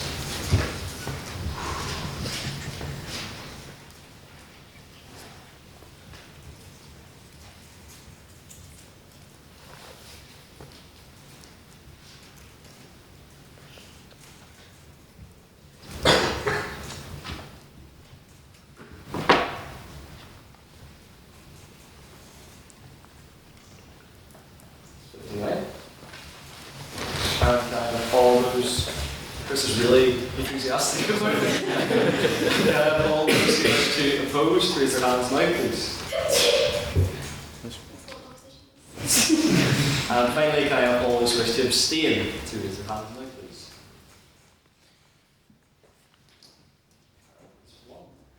I am pleased to bestow the Honorary Life Membership of the Literary and Scientific Society to Miss Reiki.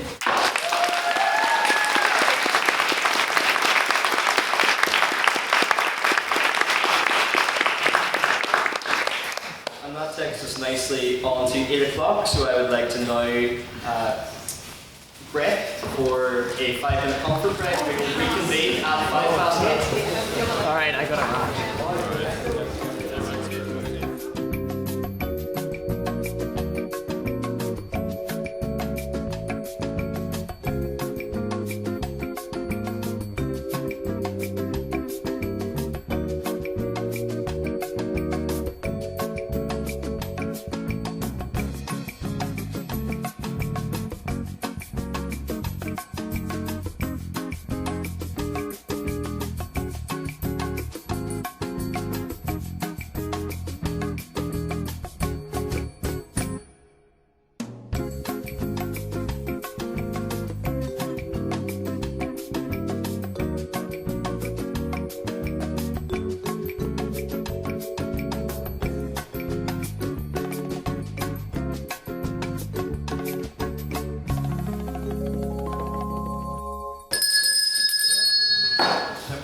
I'm proud to reconvene this AGM and now commences council elections, starting with resetting the order, beginning with the position of President.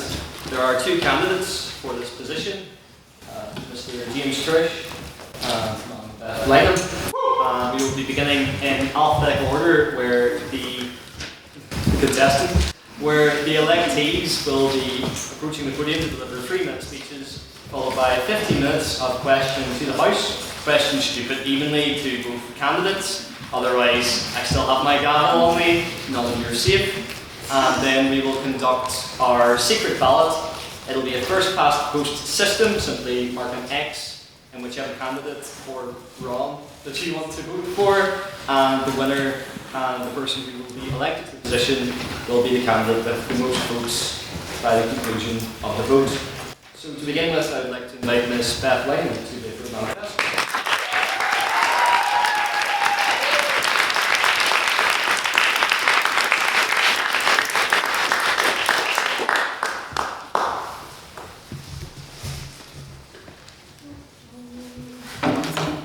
First written speech in a while, lads.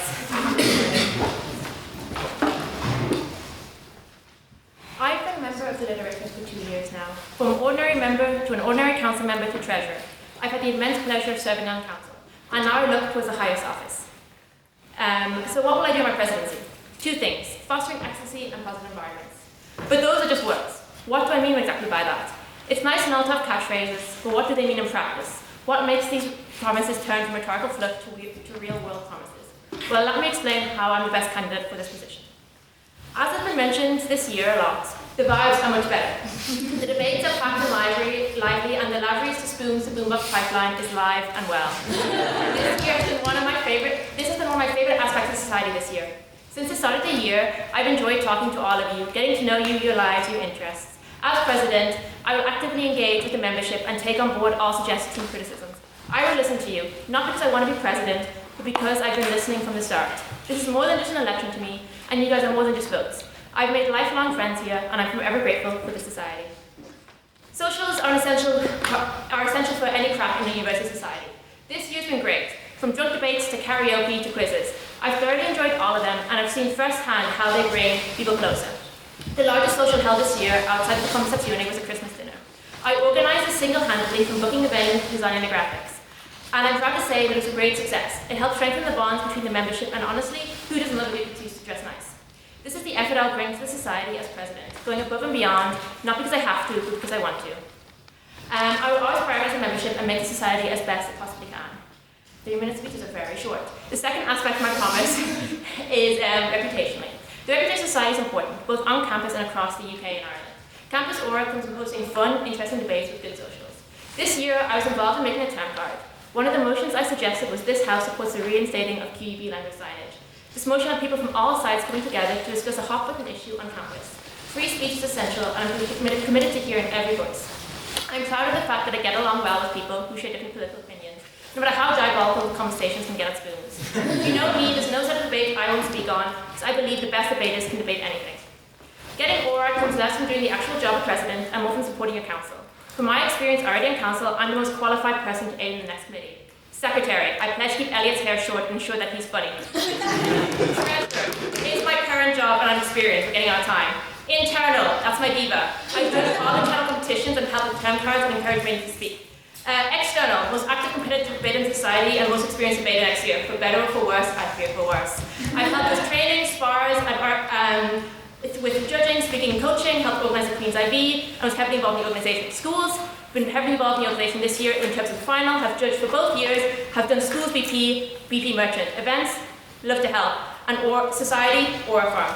This society means so much to me. I remember walking into this hall as a fresher alone, and tonight I stand before you with more friends than I could ever have comprehended. This society is excellent and a lot of fun. This is a room that is welcome to all, and that is what I can promise to continue. Thank you for listening.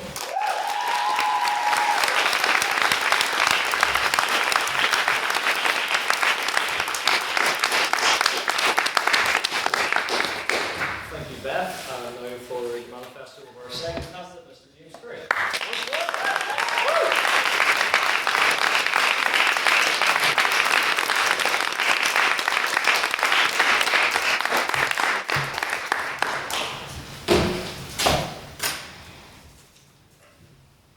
You know, when I think back to my first time at the Society, it started when I wasn't even a student at Queen's. It actually happened with the schools competition. When I was in St. Colum's College, I competed with a guy called Luke Hoyle, some of you might know him. I hope he doesn't mind me using his name in this speech. He's not running against anyone, so I won't get any flack for being associated with me. But in that competition, really in that engagement with the Litterific, what I saw was a real commitment to values that I believe. Public dialogue, genuine discussion, friendship, engagement with others. You know, we come from all different places across the world, but we are here in a very, very weird part of the place that's so much violence and such. And I think the embodiment of the values that I've just talked about really do matter. Why am I going to be your next president, or why should I be? Because I've served in council for 2 years. Because this year's events officer, I've put forward some of the most engaging and high calibre guests this society has seen. I've tried to be open to all, bringing the leader of the DUP, the Palestinian ambassador, many, many others, and I will embody that commitment as your president. Furthermore, I will commit to supporting the Muriel Campbell's subcommittee. It was a great idea. At the last AGM, I voted for it, and I'm pleased to say that tonight I have Misha Gerard's endorsement for this position of president, the lady who put forward the amendment for the Muriel Campbell's subcommittee. I think it's good, we should keep it, we should improve it, and we should let it flourish. Secondly, why should I be your president? Because this society should be the best debate union on the island of Ireland and should aspire to be even better than it already is. We need prestige. We need a level of ambition that cannot be matched by any other society on this island. We need to be nationally known. We need to be internationally recognised as a society that is committed to the values that I mentioned previously in my speech. That's what I believe in. That's what I support. My friends, members of the House, I'm glad to have endorsements from my friends in council, Jack, Matthew and Baker. Indeed, it's really, really great to have them on board. I want to be a president that listens to everyone, that engages with every single opinion that comes my way, because that's what a president should do. If a president doesn't engage with the membership, then a president has no hope. Indeed, I recognise the fact that no one can improve a society alone. I don't believe in that. A society can only be improved when the membership come together, they act as a single unit, they get behind a single vision to make the society better in a unified manner. That's what I believe in. I won't be a president for one side of the society. I won't be the president for my friends. I will be a president for all, because that's what the letter Frick is about. It's bringing friends like Jack Steele, a unionist, and others who might be a little bit more on the national side together to discuss what matters, to improve debate, to care about public discussion, and to make the society one of the best on this island. Thank you.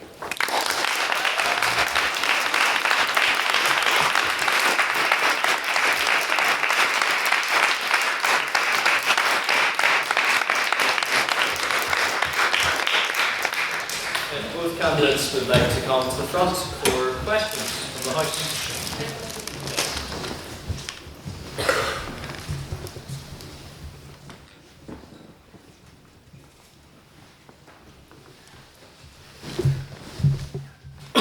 Just a reminder to our members, we have been allocated 15 minutes for questions, and these questions must be put evenly to both candidates. So, do I have any questions from the House? Yes, Luke. I think it goes without saying that the work from President Devaney of the last year has been absolutely exceptional, and no, this is not me mounting a third term of 1 more year for me. But I would just like to know from both the candidates here, how would you seek to continue the work that President Devaney has set out if you are to become president? So when I think of Daniel's presidency, I think of kind of friendliness and fun. And my jokes may be better than Daniel's. I think I can do what Daniel did in terms of the fun. As a lot of you know, I'm a fiend for libraries and spoons, where I love to yap at people. And that is kind of what I remember from Daniel's run for presidency last year, in terms of how he was happy to go up and talk to everybody. And that's how you can foster a welcoming, inclusive environment, and that's what I want to continue by just engaging with the membership as I've done all year. Thank you, Beth. James? Look, I thank you for your question. I think Daniel Devaney has been one hell of a president. I think he's been one of the best presidents we've had in a while. And I'm privileged to call Daniel my friend. Even if I did miss a flight with him at the weekend, coming back from Durham and cost us a few quid. A few hundred? Oh, a few hundred. Well, thanks, Matthew. But back to your question. I think Daniel's been really engaging with the membership. You know, Daniel is a guy who always has a smile on his face. I think that's a good thing. What I would do, and I really do see myself as the continuity candidate in this race. I really want to carry on the legacy of Daniel Devaney because he's done a hell of a job. But engagement with members is something that really matters. You know, if you can't come up to people and take opinions on board, then you're never going to be a successful president. And that's what I want to embody. That's what I think Daniel has done well. I think indeed he has enhanced the prestige of the society by reaching out to many other societies on this island and across the UK. I think he's done a really good job in that, and that's something I would also do. I think we really need to build good relations with other societies on this island. I think that's very important. Secondly, we need a balance in the society. Not everything can just be serious all the time.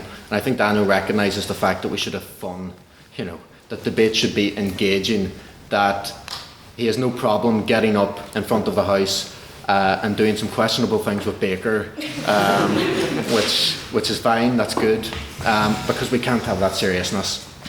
We need a society that's engaging, we need a society that's fun, and I will 100%, as your next president, do the same as Daniel has done this year. Thank you, James. Do I have another question from the House?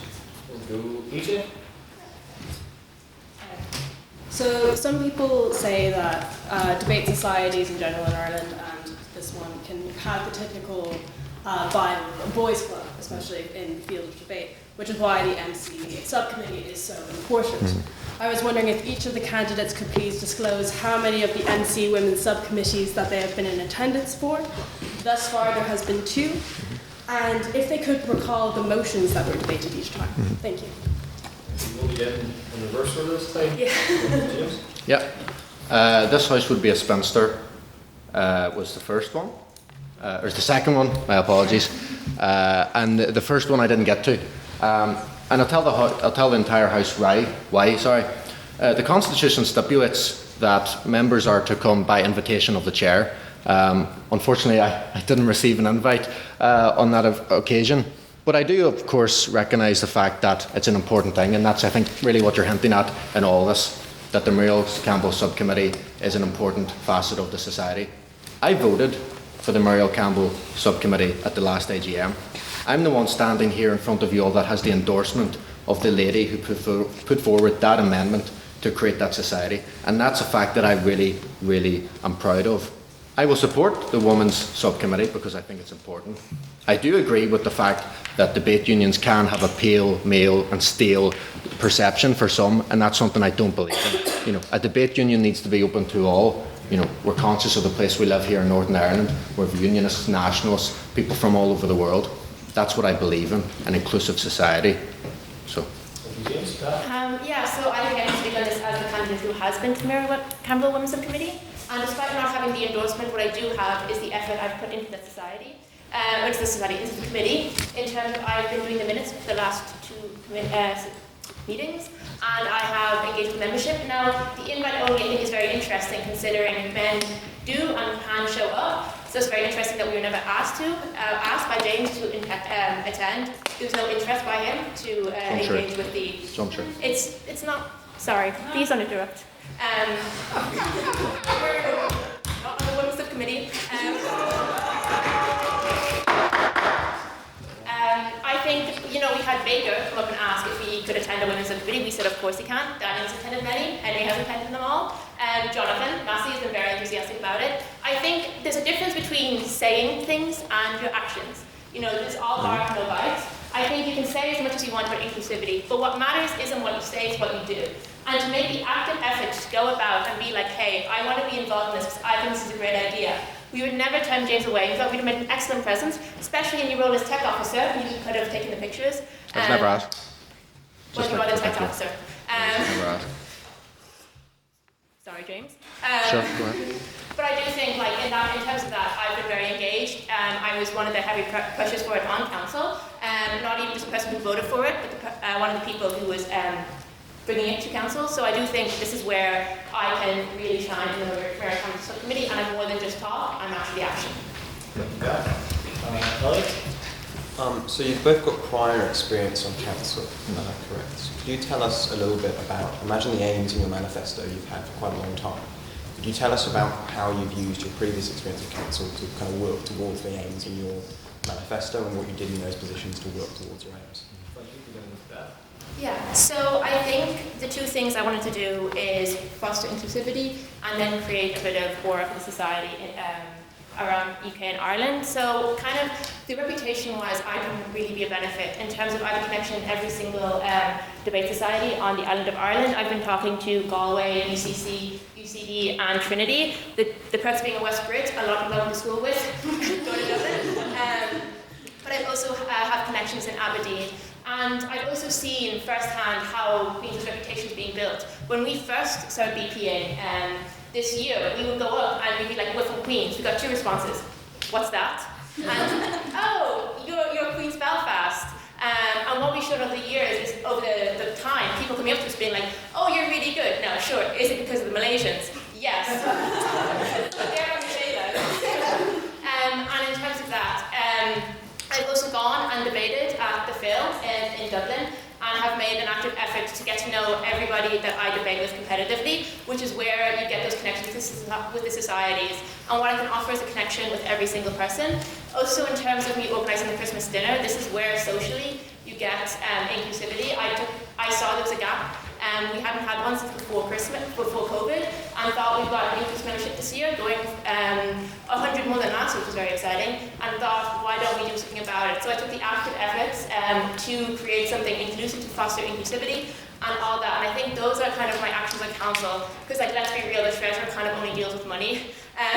And sure, I want the society to have a lot of money next year, but that's kind of the treasurer's job rather than the president's. So that's kind of where I've gone in terms of having built connections over this year in terms of my debating experiences, as well as having, again, probably drunkenly yapped to most people in this room at some stage this year. And that also does mean that I take on any advice and feedback, of course, and criticism. I've been called the West Brit many times by Jack Steele, and we're still friends, so.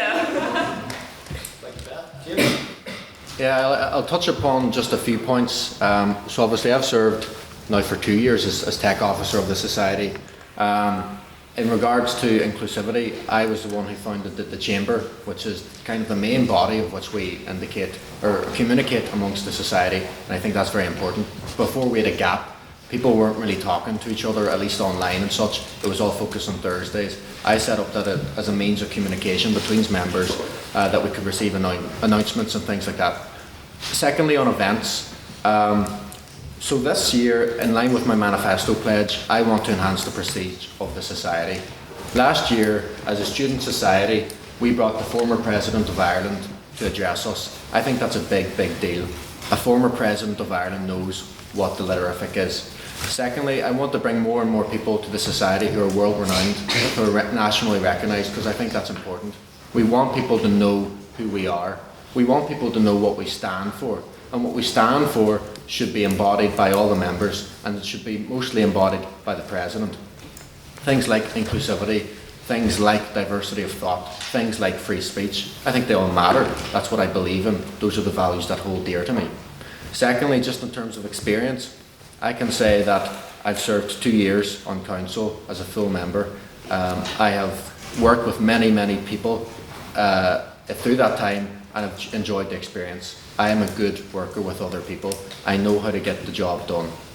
Thirdly, I should say, and this is touching upon just at the weekend, of course me and Daniel went to Durham, and I think in that trip we forged a really good relationship. Indeed, I can say to the House anyway that we will have associate membership with that union if it is passed at their own committee stage. And so that's important, because we shouldn't be a society that looks inwards. We should be a society that looks to everyone, that looks across the sea and to down south, that we can engage with everyone, that we value reciprocal memberships, and that we're open to all, like our motto of the society is. Thank you. Thank you, James. Ash? Yeah. So I think both presidents mentioned wanting to maintain or increase literature involvement in the BP's ID circuit. How have each of the candidates engaged with BP debating over the past year, and what experience can you bring to further strengthen our BP skills as a society, either in your past participation in competitions or by your connections with other societies on Ireland and in England, because I feel that's so important. James? Yeah. I unfortunately have not had the privilege to take part in any BP competitions, I'll be honest about that. I do have a job back in Derry where I have to go to at the weekends, and so unfortunately, as well as being in the Irish Army Reserve, so unfortunately my weekends are sort of tied up in that regard. I can't really travel at the weekends. I really do think that BP is an important fact of the society. That's what I really believe. Last year we somewhat had a ban on BP, an unofficial ban, but a ban nonetheless, and I didn't agree with that. You know, BP shouldn't be banned. BP should actually be celebrated for what it is, and that's an incredible debate format. I think it's phenomenal, and I will commend Henry on this. Actually, he's done a hell of a job as external convener. He's opened up the society to BP in a way that hasn't been done, I think, ever in the history of the society.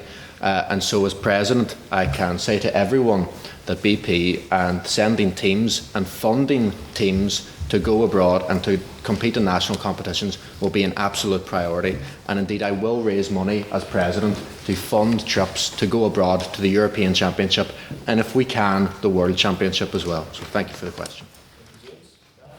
Yeah, so as you know, I am a BP merchant. And what was my experience with BP? I've been outside of Tom McCormick in UCC to every single debate competition, thanks Tom for ruining that streak. But I have actively engaged not only in the weekend competitions, but in the weekly sparring sessions that we hold, which gives members who can't engage with, who a lot of people do have weekend jobs, that gives them a chance to engage with BP on a weekly basis. It's on a Monday evening. I've also run BP training sessions for the people who are new to BP.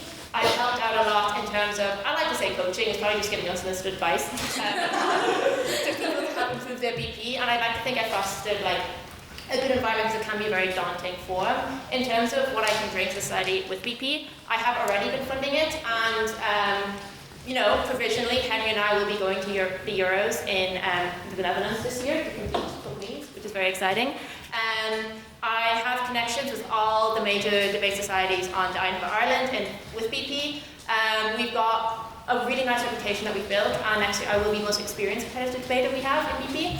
It is the premier form of debate across the world, and I think people underrate how much aura you get from being good at BP, and that's something with like how smart our membership is, we can really achieve. And I think next year what I'll do is continue the good work Henry's done and helping with Luke to help train. This is a big position, it's a lot of work for one position. Help train the membership, going to competitions, and hopefully going to Euros. Probably not Worlds, considering it's 1,000 plus per team to get in, but 1 year we will manage to do it. So, yeah. Thank you, Beth. And then one final question from Matthew. Action is important, just not talk. Last year, James, your manifesto aim was to have a former world leader attend a lit talk, which was successful in the form of Mary McAleese. And Beth, in your manifesto last year, you quote, aim to gain long-term funding. I'm not aware of any funding secured longer than a year. Perhaps you could both inform the House about how you have both went about pursuing these aims, bearing in mind that actions speak louder than words. So the thing with the society is, ever since COVID, we've kind of shrunk a lot, which meant that I inherited a treasury that had no kind of work done to it, which was a very simple in and out a couple hundred a year. So what I had to do was develop a sponsorship deck with EJ from the ground up, which has, as of yet, not been sent to sponsors, but we're currently working with Queens to secure a sponsorship. I think I shouldn't be discredited based on that, considering everything else I've done in society, especially since gaining a headline sponsorship is quite a lot of work, and there's a lot of things that need to be done for it. I also think I have gained a lot of money for the society to over $2,000 this year, plus more coming in later. The year isn't over, first of all, and also, sure, look at things are difficult to achieve sometimes, and I don't think I should be slighted or discredited for that. I'd also like to add that Mary McAleese was in the works before James was an events officer. No, so, Ryan Hoey knows that that's not true. I'm sorry. Sorry, but look, I was up by myself for a lot of the time, so it's difficult to get things done by yourself. Matthew, in my manifesto I pledge to raise $2,500 through sponsorships and donations outside of Queens. I have spoken to the Free Speech Union through their Ian McTaggart Foundation, and they have pledged that we will receive £1,000 if that is followed through with. Secondly, I will engage with the alumni network of Queens. People want to see students doing well most of the time. And that's what we should focus on. We should reach out to those people who will fund our efforts. So $2,500 purely through sponsorships and donations. Secondly, I will also apply to the current Irish government grant that has just come out about EU education. Indeed, that's when institutions and indeed societies like our own can apply for funding and grants up to €5,000. That's something as president I can say I will apply for. Also, I will also apply for the Queen's annual grant, which of course Beth received, and very rightly so. I commend her on that. And I will try to make the coffers and the bank balance of the society match my ambition, and that is a hell of a lot, but I know I can do it. Thank you, James. Just to ensure that an even amount of questions are proposed to both candidates, I will take one final question before we conduct the voting. Mr. Secretary of Trust, wherever he is, if you could distribute the... Yes. Thank you, Mr. Boyd. So I will take a final question. I'll go Tina. So this is like a general question, as both of you guys are talking about trusts and grants that you were going to apply for and get.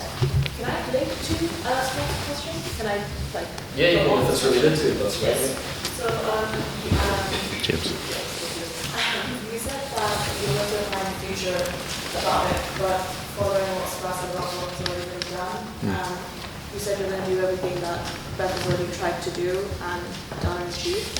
So, and also like, I'm just trying to phrase it, I get a bit confused. Sorry. Can you ensure it's put evenly to the candidates as Yeah. well? And for you, Beth, as well, you said you were trying to get sponsors long term. So how would you plan to do that next year? If you are working there, how would you use that sponsorship method also? Yes. We'll begin with James. Yeah, it's a good question. And to be fair to Beth, she's raised money for the society. I think that's a good thing through memberships and the Queen's Annual Fund. Of course, every society is entitled to apply for the Queen's Annual Fund, and we should be doing that every single year. And it's not exactly an anomaly in that fact. But where I will differ in mine is where I'll achieve through sponsorships and donations from other individuals and organisations outside of Queen's. And indeed, as I've informed the House, I've already reached out to the Free Speech Union, the Ian McTaggart Foundation, and I have plans to connect with alumni as well as with the Irish Government grant, which I will apply for. I think long term, we really do need to consider that the society needs to have friends in high places. That's not necessarily always a bad thing, as long as it doesn't lead to you getting on any lists. That's a thing that's okay. And so I think what we need to do is we need to invite people, high-ranking individuals in government and diplomacy, as I have done, and we need to build those connections so that we are known as a trustworthy society, as an institution that is founded upon real beliefs and vigour. And we really need to be committed to that, and that's how we're going to receive that funding, through enhancing the prestige of the society. Thank you. Yeah. And in terms of funding, unfortunately, Queen's Annual Fund is only every 2 years, so the society will not be eligible for the grant next year. In terms of money raised, I have made the efforts to raise money. The issue with government grants is that a lot of times university societies are not eligible for those kind of things. Early in the year, I had tried to get grants, and we were not eligible for that. In terms of the headline sponsorships, alumni engagement. We already have reached out, we have received money from the alumni. I low-key forgot about that, but we did make a good amount of money off of that, and I'd like to thank our alumni for the engagement they always do. They're particularly active alumni compared to most other societies. And then in terms of sponsorship, my idea of a headline sponsorship, and I've probably told a lot of people, is something like Deloitte, a big corporate sponsor that other societies have. And that takes a lot of effort and work. First of all, we have to develop a sponsorship deck, which takes in overseas society and demographics of society and all that in terms, and also a sponsorship thing. We also have reaching out to Queens to make ourselves look more reputable and are more likely to engage with, the companies more likely to engage with us instead of if we're just like emailing them and being like, hey, give me 5,000. But according to the deck, and what I'm planning to do is get around a £5,000 headline sponsorship a year for the Deloitte, and this is already something I've been working on. And I do think, let's not forget, it is quite difficult sometimes to separate people from the money, as easy as it can be. I think I've put a lot of effort into this year, and also, finally, this is a Treasury position at the end. That is up to the Treasurer to do, and I will support them with my knowledge of the Treasury, with my knowledge already of the connections I have within Queen's, and connections further afield can be done, but I don't think we should rely on individuals potentially giving us money, and we should focus more on corporate sponsorship, which is what I've been doing so far. However, again, a reminder, as a president, we're not in charge of the coffers, and I'll trust whoever wins the Treasurer position. I will help support them with my experience and help them actually do their job instead of interfering with someone else's. Thank you, Beth. And now closes the questions from the House, and we will commence. Mr. Secretary of the Trust, if you can now distribute the ballot papers. Yes, so in order to keep this orderly and to ensure that everybody who is allowed to vote gets a ballot, and those who are not allowed to vote don't get a ballot, if you would like to come up, form a polite line, and you will be given a ballot, and if need be, state your name to raise, and you can check your name against the verified.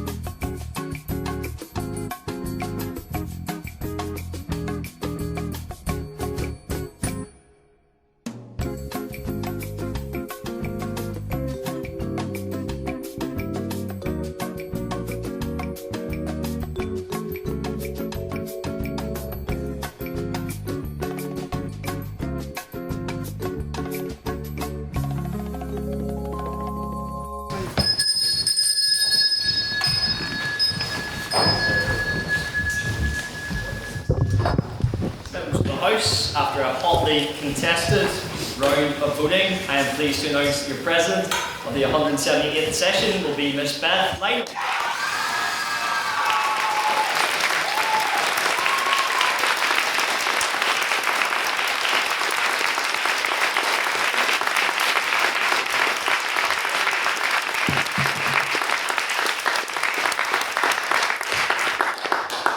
I'd like to invite Mr. James Turish to give a concession speech. Yes.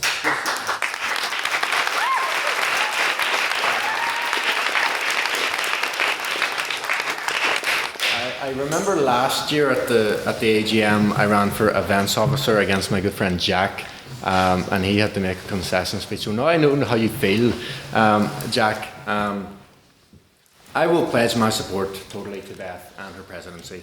Of course, every person who contests election thinks that they are the best candidate for that position. But when it comes to it, what the people think and what the people want matters. And that's really what the society is about. So today I will pledge my support for Beth and her presidency. I genuinely do wish her all the best, because when the society succeeds, then everyone's happy. And I believe that Beth will be a successful president. And I thank you for being a fellow member of council. And genuinely, Beth, I do wish you all the best.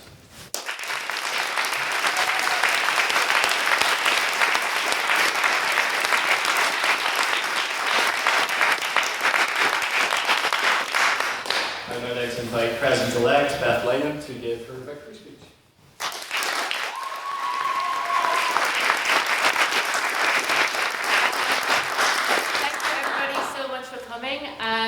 I am now 2 for 2 on elections, which is very exciting. I've never run uncontested, sometimes for the worse, sometimes for the better.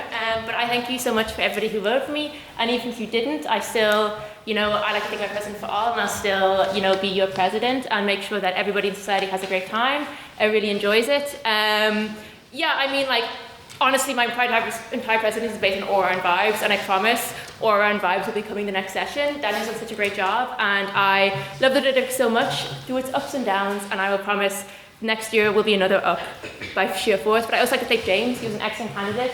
I've enjoyed my time on council with him, and I hope to see him next year, and I think he would have been a good president, but I'm thank you that you chose me.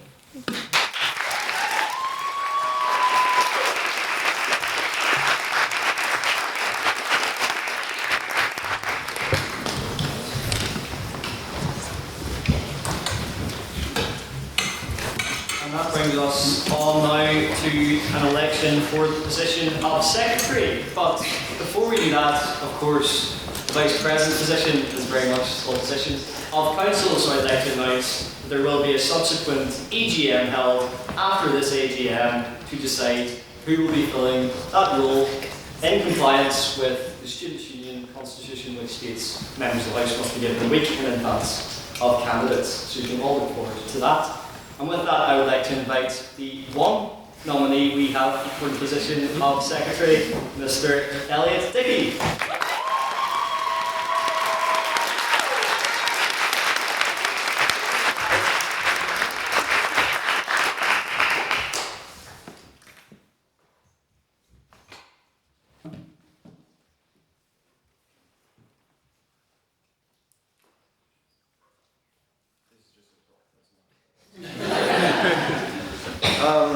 I was really nervous about making this speech, so I was really struggling to write it, so I didn't. It's been constructed on there, on my phone, in iCal Notes, so we can see how it goes. I'll start by paying credit to my opponent, Ron. He is certainly a dedicated candidate running for every single position since the beginning of time. I don't really have a long list of pledges or promises to make if I become Secretary. I think the responsibilities of the Secretary role are quite narrow. It's mainly booking rooms on time and creating minutes. To that end, I am going to make sure that I take those narrow responsibilities as seriously, apart from the minutes when it calls for not very serious moments, and try and put forward the best that I can do in those areas of responsibility. In my manifesto, I created that great thinker, Lil Mosey, who I hope will be invited for a lit talk. Tonight, I quote another great philosopher. Pure and simple. Bosch. That was, of course, a big job. And the spirit of purity and simplicity is one that I aim to take to my minutes going into the next year. Minutes will be, this is where I really started panicking. Minutes will be simple and austere. I've written here the Stalingrad of minutes. Rooms will be booked on time. I'd like to pay credit to the secretaries that have gone before me during my time. That has been Jack Steele and Bacon Noble. I think that secretaries tend to be a quite strange breed, but I would count myself as a strange man. We can be a strange coterie together. But in summary, the main 2 points. Now, I'm trying to keep this as brief as possible, given I said my minutes will be brief. Minutes will be brief. Hopefully sometimes funny. And I've got rooms on time. Thank you.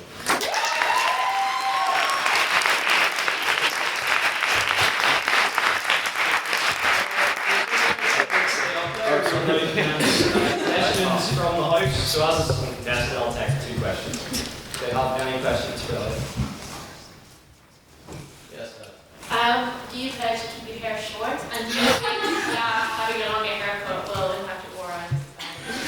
I think that short hair allowed my brain more space to move within my skull. My increased debate performance has been almost entirely a result of a pair of shears.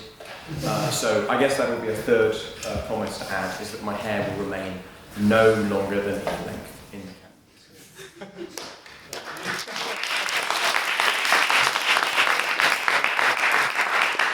I'll take one more question from the floor, if we have one. Yes, sir. I think it was Aristotle, or no, I think it was EJ actually. Elliot would go a London poshel and a white took that. It is true. You're not saying which struggle would you pick? Which struggle?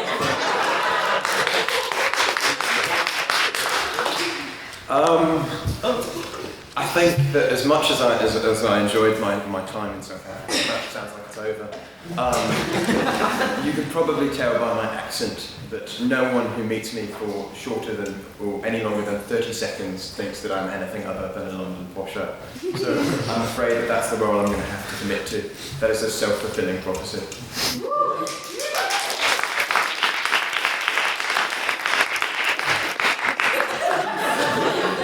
That concludes our questions from the House, so now same procedure. As always, if you would like to get your ballot papers, you have the choice. Slightly different procedure, slightly more time-efficient procedure. You stay in your seats and I'll come to you. Yes, if you'd like to get your ballot papers via Mr. Secretary McGrath, and of course your nominees are either Mr. Elliot Dickey or his very fierce adversary, Ron Reopen nomination.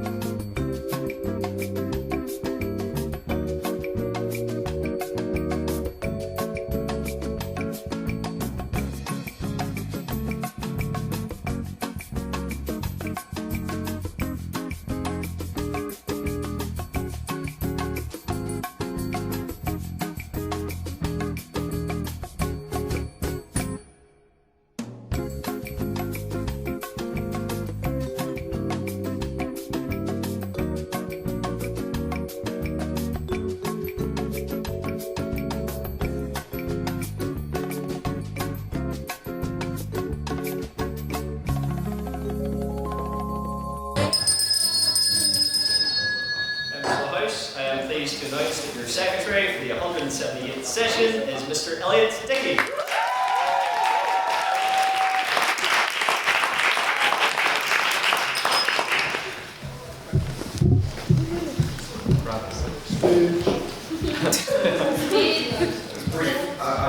Make it short, make it short.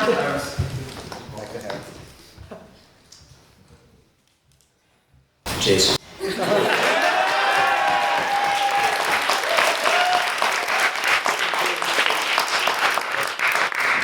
us on now to complete the executive, our election for treasurer. And we have two candidates for this. We have Miss Rosa Avery and we have Mr. Tom McCormack. So in alphabetical order, I am going to invite Miss Rosa Avery first to give her a 3-minute manifesto.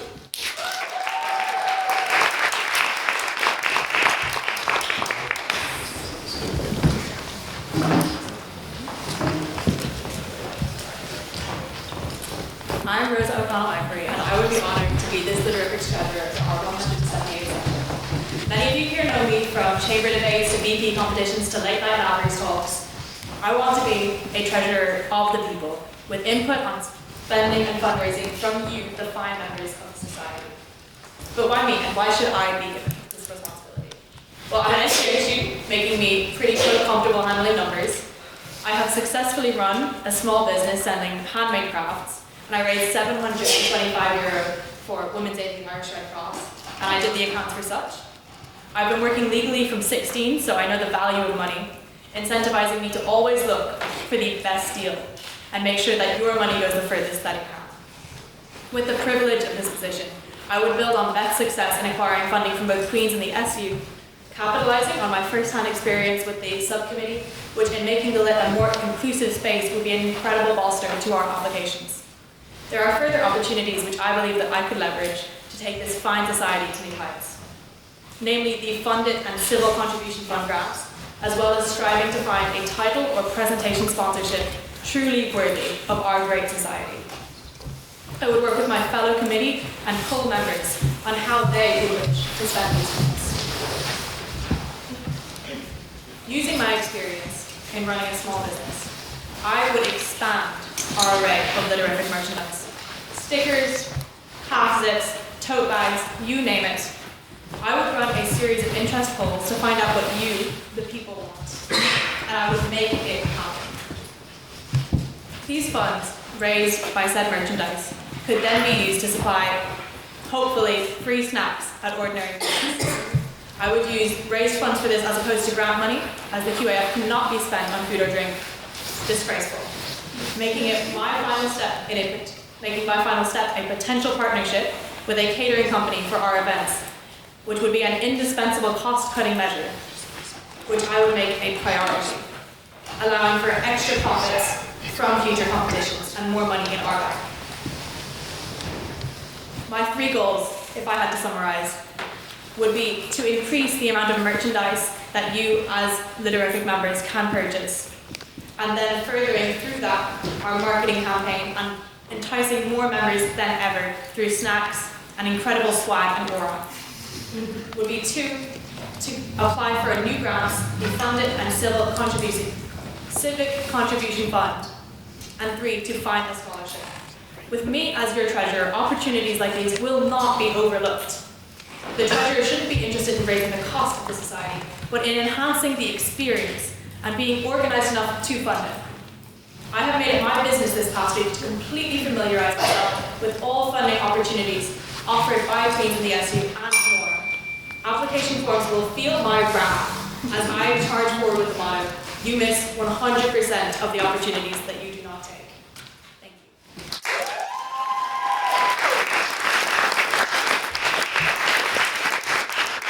Thank you, Rosa. I'm now like to invite our second candidate, Mr. Tom McCormack.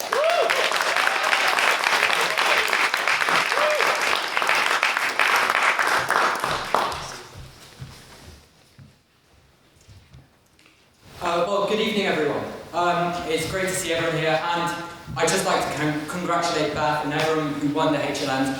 I really look forward to working with Beth, and I think everyone on council are going to have a very constructive relationship. This society is going to go to the stratosphere, and my job as treasurer will be to listen to the ambitions of all the council members you elect today. And we've heard a lot, and I've spent a lot of time talking to candidates in the council, for the council, and understanding what they want, what are their ambitions. You know, the role of the treasurer shouldn't be to say, no, we can't afford that. No, maybe next year. It must be, yes, we can fund it, we can do your ambition, we can realise it. And under my tenure as treasurer, I will do my best to support that. Literific is important to me because, since I was young, I debated, I had a passion for discourse and open dialogue, and, I've taken every opportunity I can to go to IVs. Just this weekend I was in Cork, and we built some good connections there. And, this society is really important. And it's important that you have the right person to lead, the bank accounts. It's a complex, job, right? You've got to understand how the system works, and you've got to understand it very well. So, in a society like this, you're going to have fund accounting, right? You're going to have to appreciate and understand financial reporting and understand, general accounting practices. And I believe I'm the candidate to do this. Why? Because, I have experience in the financial kind of sector and discipline, right? Sorry, this sounds like a BP speech. It sounds like the room. I am a member of the Queen's Student Managed Fund, so I'm very familiar with income statements, with balance sheets. I understand and can construct these things. I'm familiar with financial modelling. I've done countless discounted cash flow models. In my second date with my girlfriend Kathleen, this might sound really nerdy of me. I don't know if this is going to lose me any votes, but I spent like an hour showing my financial models, my uni planning, I know how much money I'm going to have in 5 years' time. That's because I have experience financial modelling, and a lot of this came from my passion for money. In the words of Elliot Dickey, our new secretary, I love money, guys. It's an interesting concept to me as a STEM student, because money is how our society functions, and it's like maths, and I like maths. Sorry, I'm taking up quite a bit of time, but my plan is very clear. This reminds me of the debate where I ran 7 minutes over. I think I'll just wrap it up, but happy to take any questions afterwards. Thank you very much.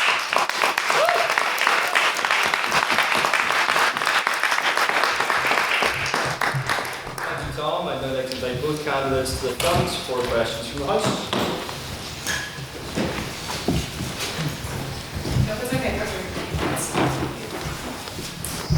We'll start with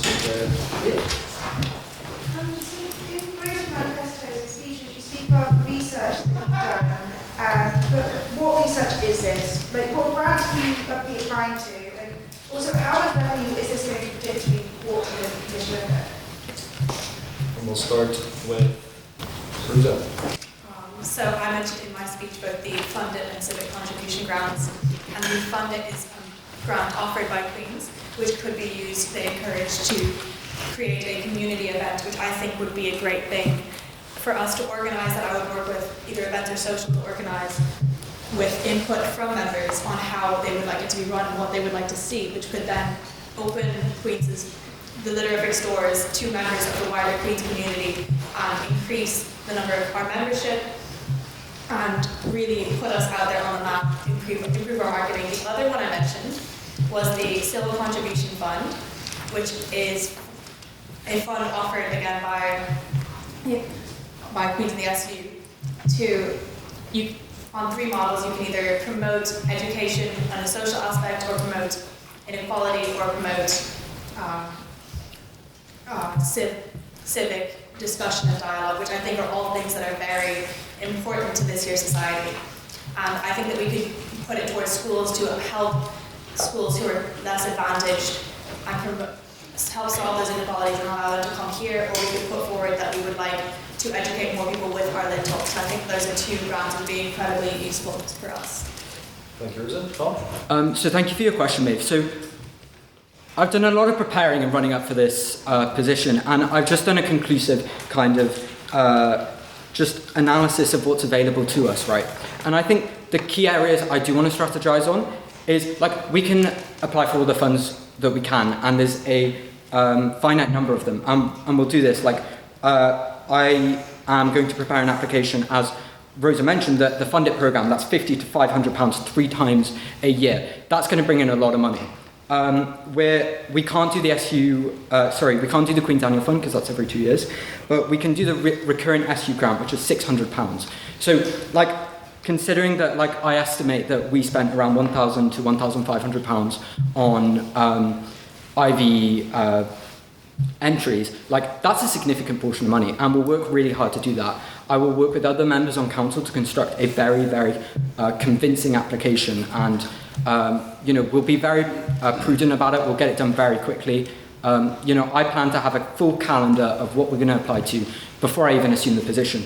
But I really want to target avenues which we haven't historically taken advantage of. So my main focus will be, I know Beth prepared a deck for sponsorships, but I actually planned this earlier. I was planning to make a full prospectus for people interested in sponsorship.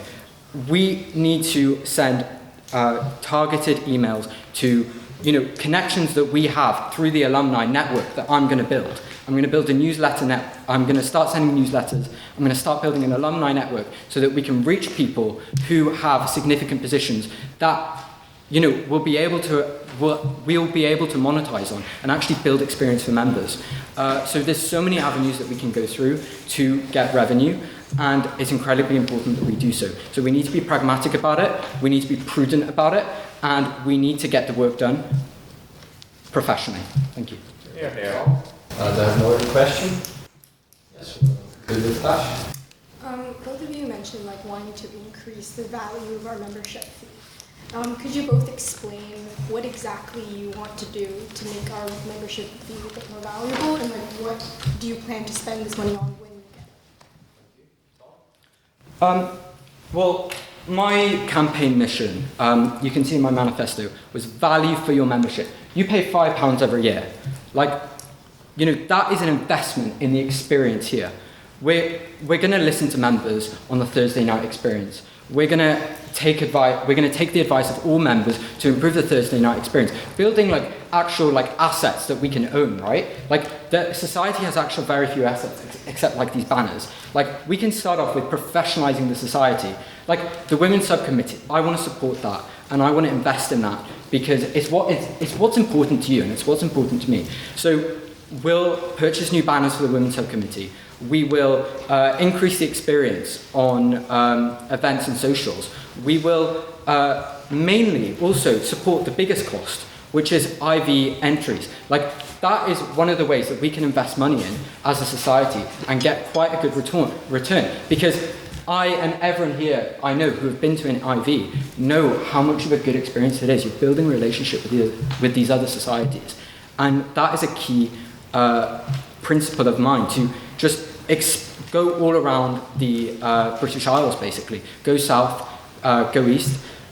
It's incredibly important, and we need to have the money to do so, and we need to invest it.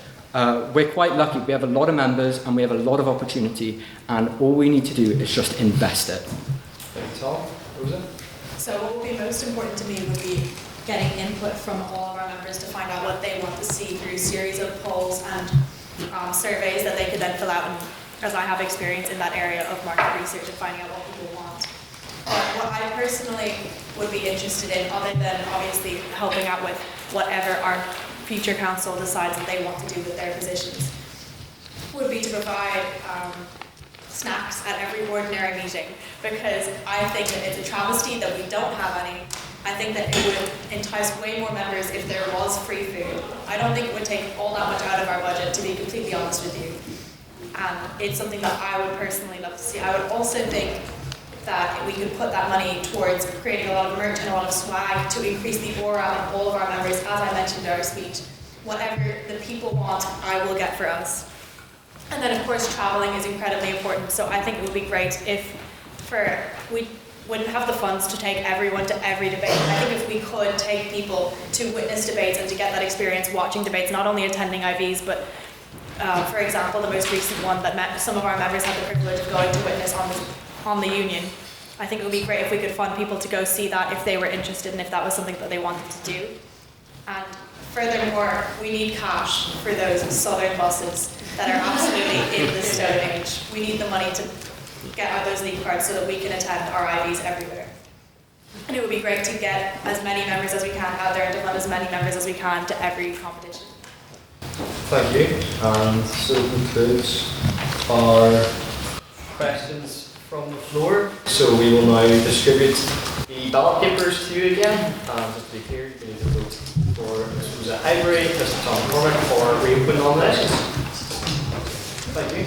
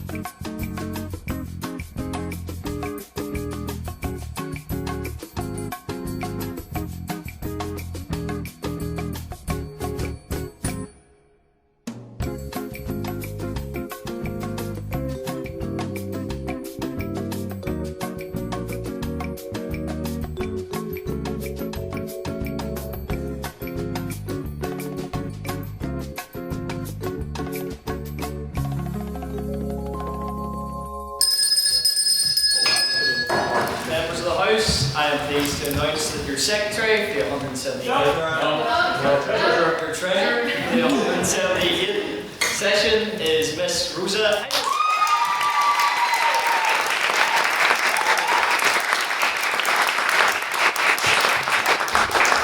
For want of time, we will now press on with the next position. That completes our executive. So I'd like to invite uncontested Miss Ellen McMullen to the podium to deliver her 3-minute manifesto.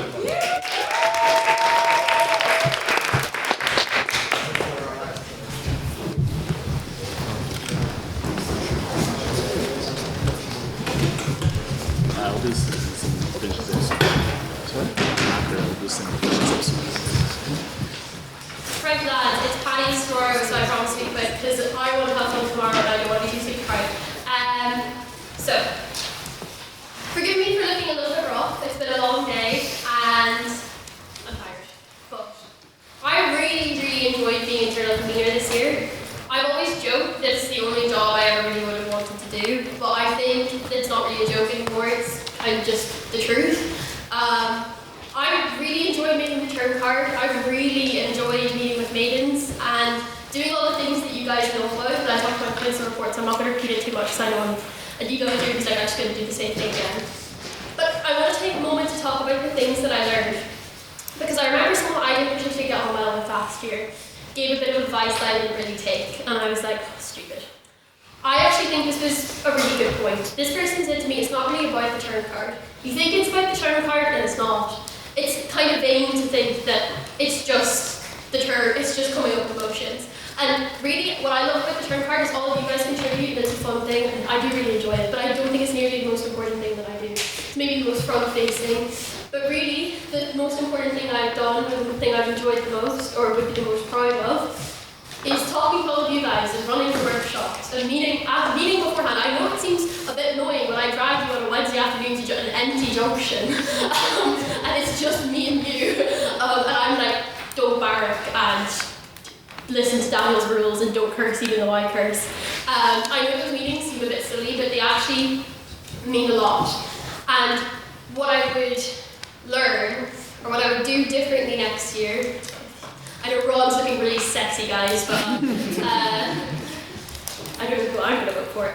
But in terms of what I would do differently, if I were to do anything, it would be more organised, I think. I think I love opening the motions to as much, to have people can speak on it as long as possible, if you get what I mean. Like, you can come up to me on Wednesday, after going to an event on Wednesday, and be like, oh, I really want to speak on the debate. There's still room for you to speak. But at the same time, what about a maiden speaker who's never spoken before and wants 2 weeks prep for a debate? Because I was that maiden speaker. And I think I find it hard, I know this seems like a really finicky point, but it's important to me.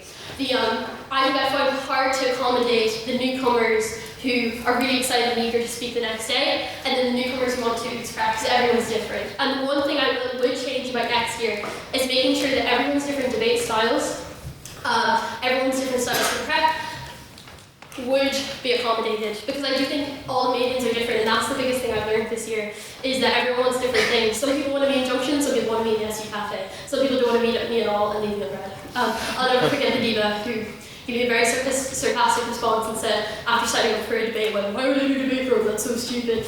I was like, "Why do you fill my form?" But I've experienced a lot of different maidens, and to me that's the most important thing. The turn card is incredibly important to me, and give me seconds. The turn card is incredibly important to me, and the contributions from everyone is what makes it, and it's incredible. I'm going to talk about this in my friends report. Guys, vote for me, even though Rob looks much better than I do at the moment, in terms of physical looks, but not in terms of what I'm doing.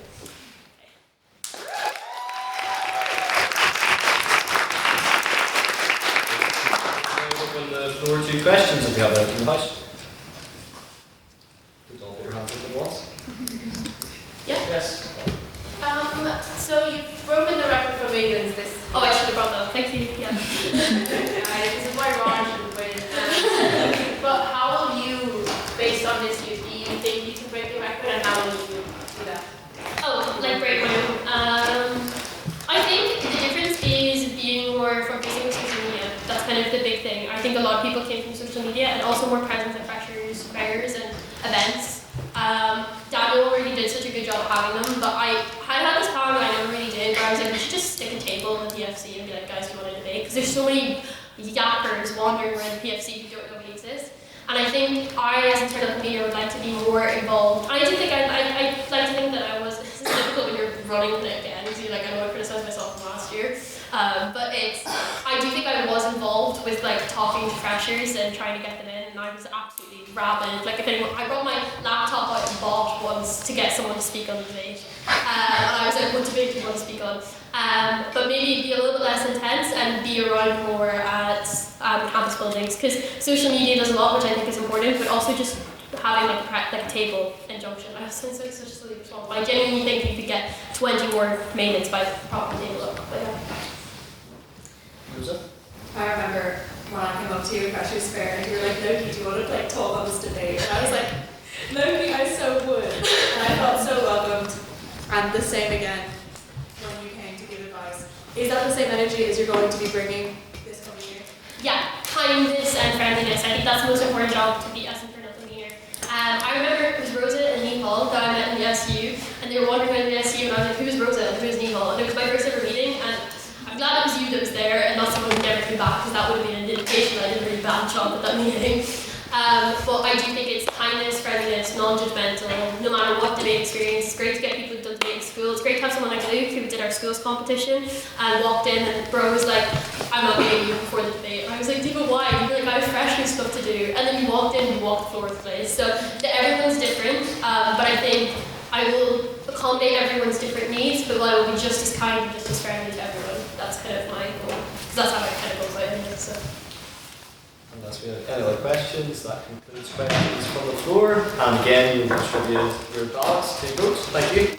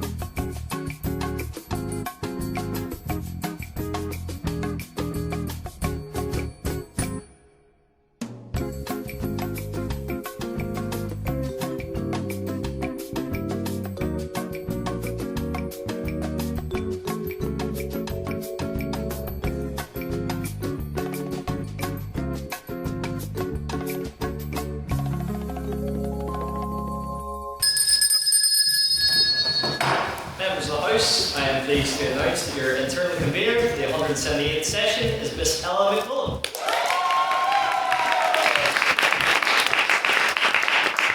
I would now like to invite the sole candidate running for the external convener, Mr. Luke Coyle, to the podium, please.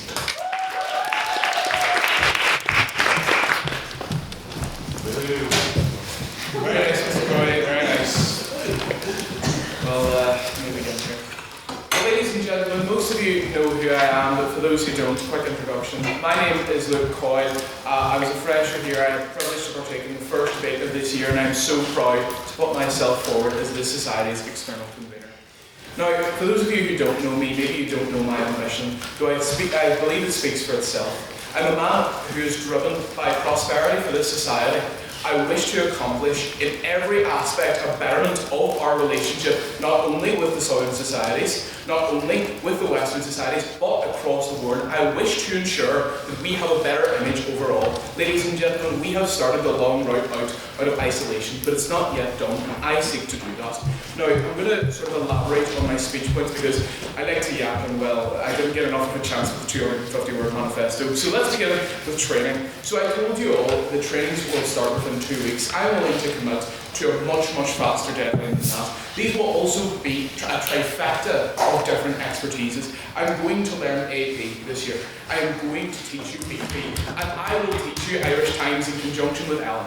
We will make sure that you are grouped with your Irish Times partner, that you know which motion that you are on, and you are well trained. Ladies and gentlemen, if there's one thing I can do, it's help you yap, alright? I can bring you philosophy, I can teach you a structure that works. I will want to be involved with you because I want you and your sort of partner to be a declaration to the outside world that this is who the Ludderific is. We are powerful debaters, and we are willing to go where you haven't been in a long time. And that is part of my next question, which is going to be the Irish Times. So we've had a brilliant kind of year this year in terms of so many making it to the semi-final, which obviously Ella and Henry should be congratulated on. But I wish to put more and more teams in. Like, ladies and gentlemen, we can't lose if we put more teams in. We have only to lose a reputation of being kind of secluded, and that's a reputation I'm willing to lose. I've told you that I will work with, I congratulate her, I'm willing to work with Rosa on sending as many teams as financially possible to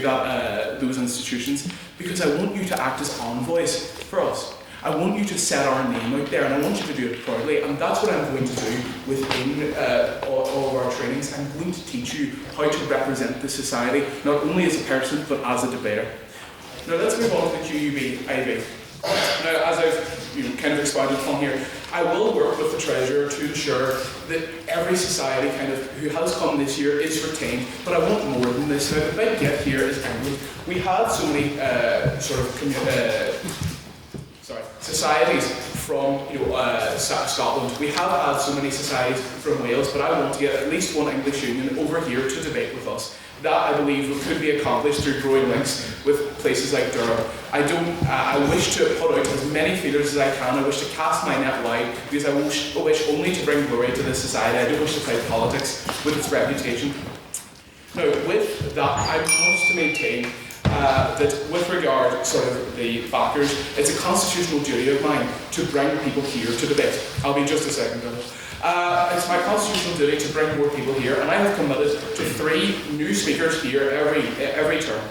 What that looks like for the society is I'm going to be bringing people from the HIST here to participate in our debates. I'm going to be bringing people from the UCC Cork, and you'll get to see his iced out chain, by the way, the leader of the university. He has like a crazy drip, I'll not lie. But I wish to bring those people here because I wish for you not only to have the best experience of debating, because I think that's very important, but when you go to another job interview, and when someone turns around to you and says, well, what's this Ludderific? I wish you could be able to say, well, I rub shoulders with some of the best minds, not only within Queen's University, not only within UCC, not only within Trinity. I wish for you to be able to say that I went to Durham, that I went to Oxford, which I have maintained that I will send more teams to. I wish to ensure that this society has an excellent development within its relationships with the outside world. Glory to the Ludderific and butter within UCD.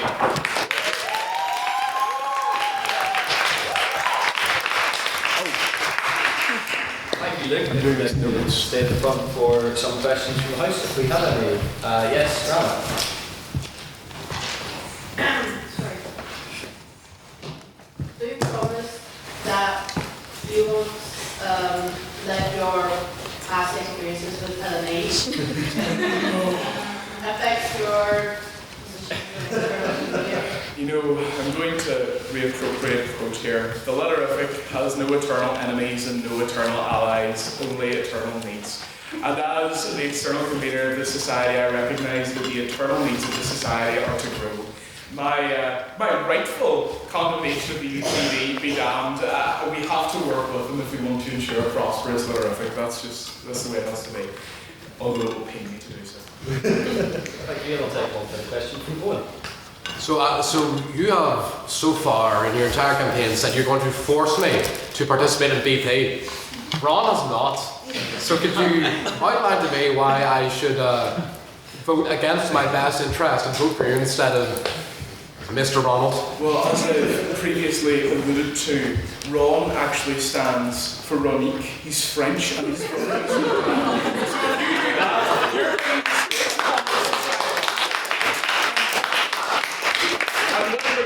BP, you have not seen anything yet. I will pester you to the ends of the earth, as I will all of you. I promise it is fun. You just have to learn it, guys, and you will actually have such a fun time. I was nervous at the start. Trust me, I was nervous. The Earls for competition was a bit rocky, but guys, I'm starting to enjoy it now, and I promise you will learn to love it. And I will make sure you have to learn to love it. But any more questions? Yeah. Yes, Actually, Earls for competition. A certain someone saying to me that he would never do BP. Well, you know who you have to thank for that? That man right there, right? He did it, Your Honour. He perpetrated the crime. He enlisted me like so many soldiers. He sent before us now the QUBIV, which I intend to send more, by the way. But he enlisted me, and so I will enlist you. I will enlist everyone who has went to a BP debate this year, and I will recruit more who do not know the horrors of it next year. That is my solemn oath to you. New BP debaters and fresh blood. That's the way it has to be, ladies and gentlemen.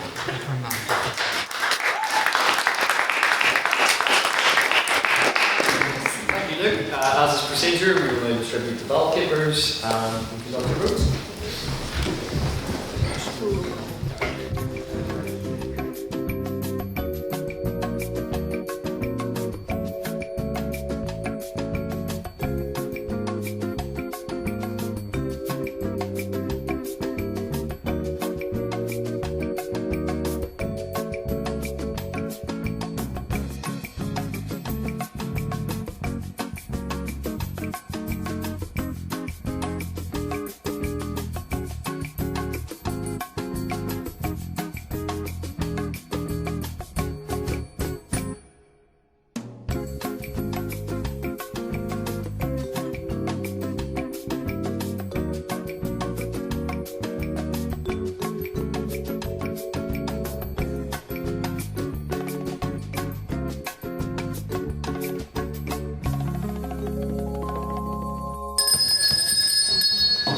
Members of the House, I am pleased to announce that your external convener for the 178th session is Mr. Luke Poy.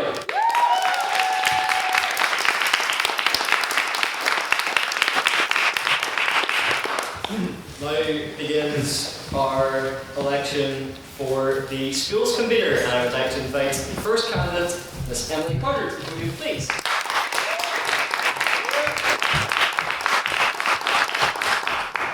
I know it's been a very long night, so I'll do my best to keep this brief, but I have big plans. So, members of the Literific, I've stood at this podium many times presenting my opinions and views on why I'm right, and I'm about to do it again. Members, I'm here to ask you for your votes.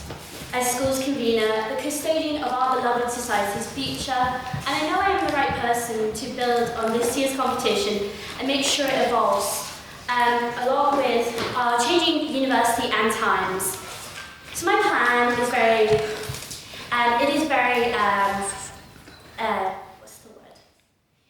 very ambitious. My plan for schools is all about expansion and outreach.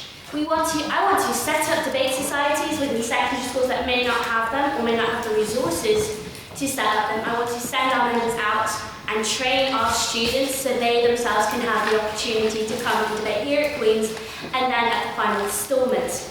I want to deputise each and every one of you to go back to your schools, talk about the amazing time you are having here, and I want you to put the word out. I want you to encourage them, encourage their teachers, and to come back, get in touch, and I want them to think, hey, Queen's, the Litterific, that might actually be a really good option.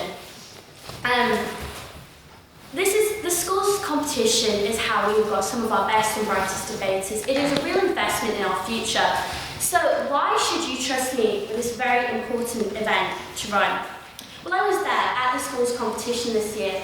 I saw firsthand how the debaters grew in confidence with every single debate. I saw the joy in the finalists' faces as they realised they were going to Bestowment. I was there to shake the winners' hands, and I was there from start to finish. I know these children, I know their teachers, I have laid the groundwork for next year, and I will see it through. You know me, I'm always at the terrific events, because when I joined this society, I made a commitment, and I always follow through on my commitments. A vote for me is a vote for the security of our society's future, which is something I will not squander, and I will make us all proud. And I will make every single student who competes in this competition feel happy. I will make sure they feel that they're learning from their experiences, and I'll make sure they come out of it saying the Litterific runs one hell of a schools competition. Thank you.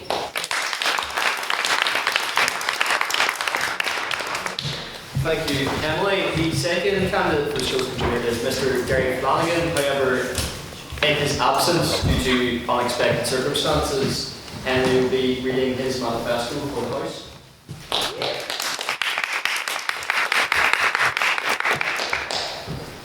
Okay, before the timer starts, I just want to just flag a few things about what I can and can't do. First and foremostly, just a massive thank you to Emily for being so gracious and empathetic and understanding at the circumstances in which we're in.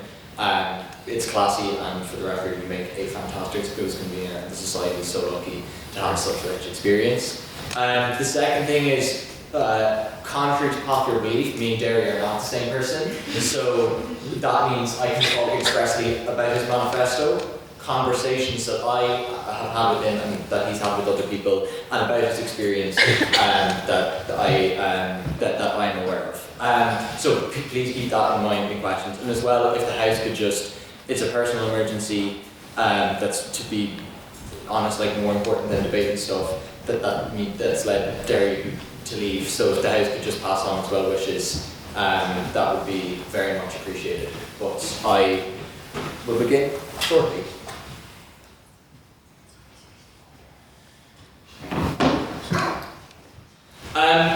Derry is someone I've known for 2.5 years. He's been a Litterific member since September, but didn't make his maiden speech until quite recently. I know Derry through the European Youth Parliament Ireland. It's the largest schools outreach organisation down south, that's youth run, and it's been a real privilege. And on privilege, I think that's the first thing of like where I want to start. I was really lucky as a kid, right? I went to a school with a lot of really good funding and connections. Derry is from this place called Annagassan, and I could not point it out on a map if someone bribed me to do so, right? Derry is someone who very much has experience with rural outreach, with DESH outreach, and non-engaged in disadvantaged communities, and it's something that's very much cross-applicable. I think his manifesto clearly outlines that, you know, an expansion of the main schools competition to extend outreach within UK countries and the ROI, a commitment to not one but 2 schools competitions to get the BP circuit going amongst lower levels, and a commitment to send debaters to do outreach themselves.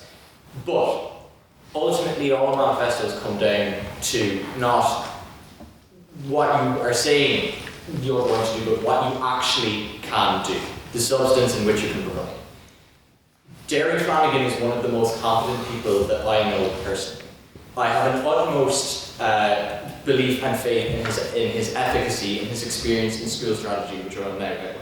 Derry has been involved in over 16 conferences since 2023 of the European Youth Parliament internationally, the largest of which is the Munster Regional Session, which involved 6 counties at a multi-day conference involving debating, collaboration, committee work, political engagement.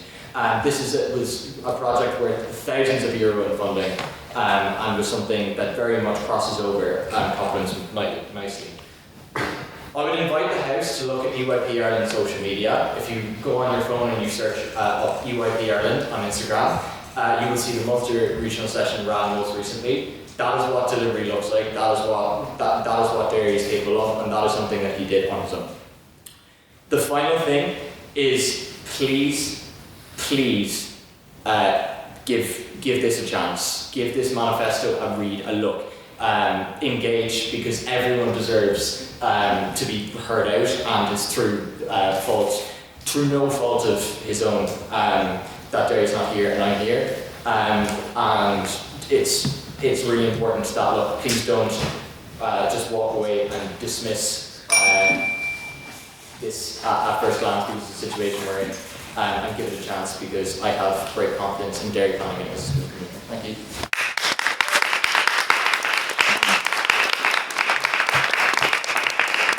We'll now open the floor to questions from the House for both candidates. Do we have any questions? Yes, we do.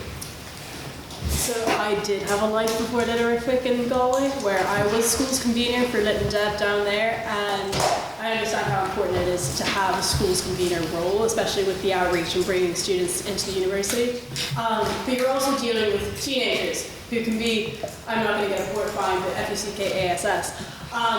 So what's your experience working with teenagers? How do you feel like you can connect them to the level without them just sitting down and being like, this is boring, I'm never doing this? Like, how do you feel like you can connect with them and get them really involved? Thank you. We'll start with Emma. Well, that's a really great question. So I am actually a volunteer at the Divis Youth Project, where I go once a week for 2 hours and I help them in the homework club. So I work with 8 to 16-year-olds, people who are starting their GCSEs is the main age group. And it is really hard to get kids to sit down with a piece of work or to sit down and write a debate, and you need to really know the kids, and that's the kind of, I've got a very hands-on approach. I like to know them personally, I like to connect with them, and I've done that in my secondary school as well. I know that there were shyer debaters, people who needed a bit more coaxing, and then there were people you could just let go and just let them go write their speech and they will produce something. But I know teenagers, I am still a teenager. My sister, I think, though, has taught me a lot. My sister is 15. Her and her friends are all debaters out of my secondary school. And I did a lot of mentoring in my secondary school with the junior debating team. So I've got a lot of experience working with children of different age groups in both an educational and debating capacity.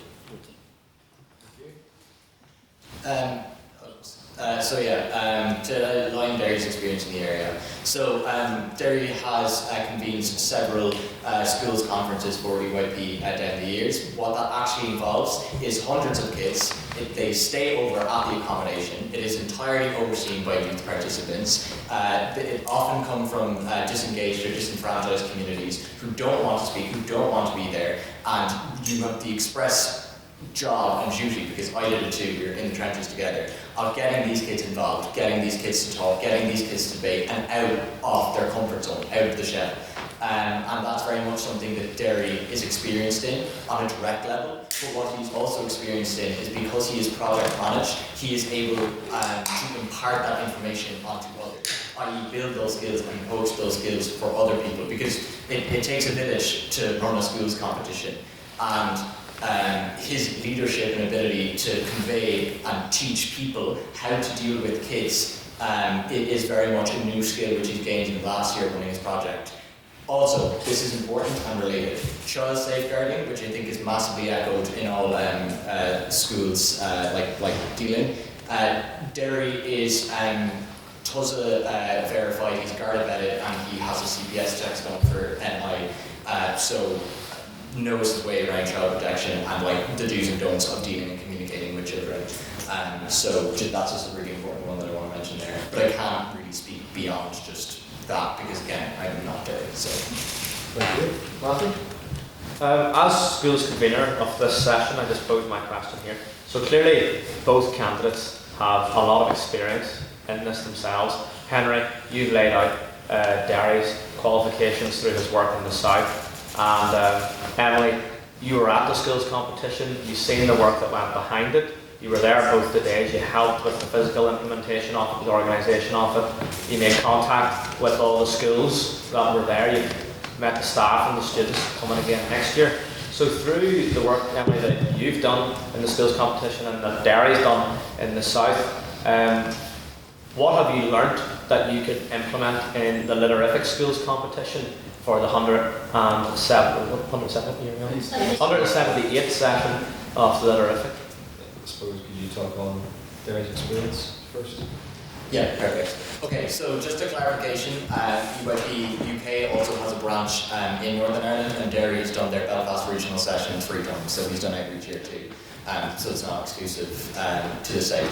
Largely the way I've seen that experience guide Derry would be threefold. Firstly, it's dealing with the initial first contact outreach, as I'm sure like schools head would be familiar with, i.e. knowing who to go to within a school, knowing which teacher will pick up the phone, will pick up an email, and being able to get yourself across in a way where you can say, where you know that that school is actually going to bite. Now, it takes a great deal of effort, but because of the pure graft and the experience and the hours that he has put in to dealing with schools in like rural Waterford, for example, who never before did anything like debate, who did not know what EYP, European Youth Parliament, stood for, I think the teachers in first point of contact is something he's massively experienced with there as well. Secondly, I think he's gained massive experience in dealing with teachers when at events, right? Because teachers are often very concerned about kids, right? Teachers are often the one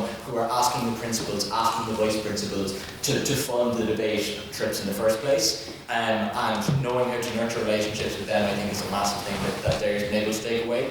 And also on that like longer time frame, just because of the quantity, like the level, again, I please urge people to look into the level of work that UIP Ireland and running a regional conference is. And then finally, I think in terms of engaging the students, which like has been kind of eloquently discussed so far, I think the key thing that I've seen Derry roll with would be his project management skills in relation to youth engagement, i.e. being able to bring in a bunch of volunteers who actually don't really know the crack with schools, because you're not, lads, like the Emily Carters of the world and the Derry families of the world are rare. People with that level of passion and ability are rare, and it's about kind of Derry's ability in leading and in management and in overseeing huge volunteer teams. I think it was 45 volunteers for Munsters. So I think that would be like the key thing, and that really affects the speakers and the kids and the debaters, especially when it's their first time. So yeah, thank you. Emily? I think, you know, like in my experience with the schools comp, and then obviously, you know, running debates between different schools, you know, over the years, I think a lot of energy goes into time management and people managing. You know, they're children. At the end of the day, they're almost not children, but they're still children. You know, people are going to need to know what the bathrooms are. People are going to need we need like a lunch break. You need to be able to be good with people, and you need to be good at organising people and telling them you need to be here. You need to be communicating with each other. Especially in like the schools competition where you're splitting off into different rooms. You may have later starts than other people. You don't want to give like one team or one room like more of an advantage because they've had longer to sit with the motion. Like, you need to keep things running at an even pace, because there are teachers who are like, we need to make buses, we need to make trains, we cannot be past, you know, this time, we have to be home. And you really just need to be very organised. You need to be good with people, which I am, and that's why I think I'd be good at the job. I'm very good with people. I'm good at bossing people around, which is important. You need to be able to carry authority, especially when dealing with children, even though they're not much younger than me. I still carry a lot more, I think, authority than my age gives me credit for. I've always been told that. And I just think at the end of the day, it just comes down to you really need to be a people person, and I think the schools competition, debating as a whole, especially when you're working with children, has really shown me that you need to be able to be good with people and manage them well. Thank you.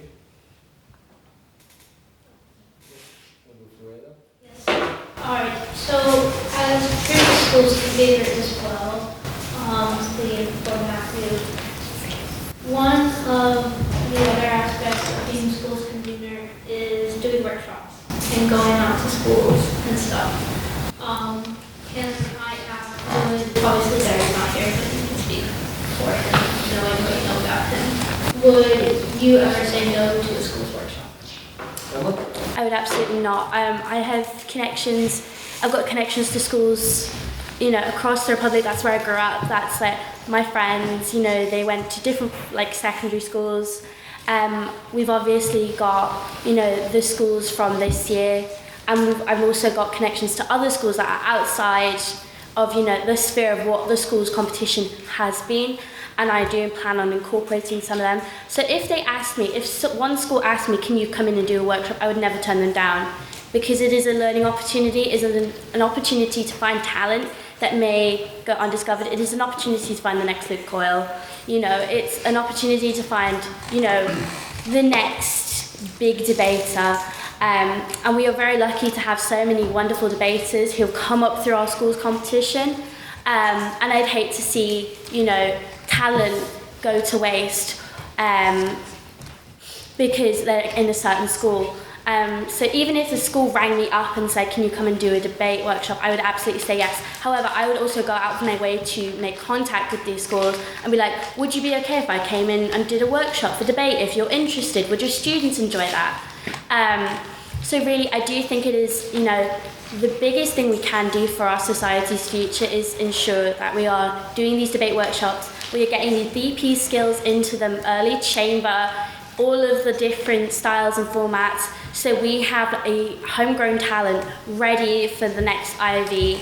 You know, we've got a very ambitious external convener who plans on sending us on lots of competitions.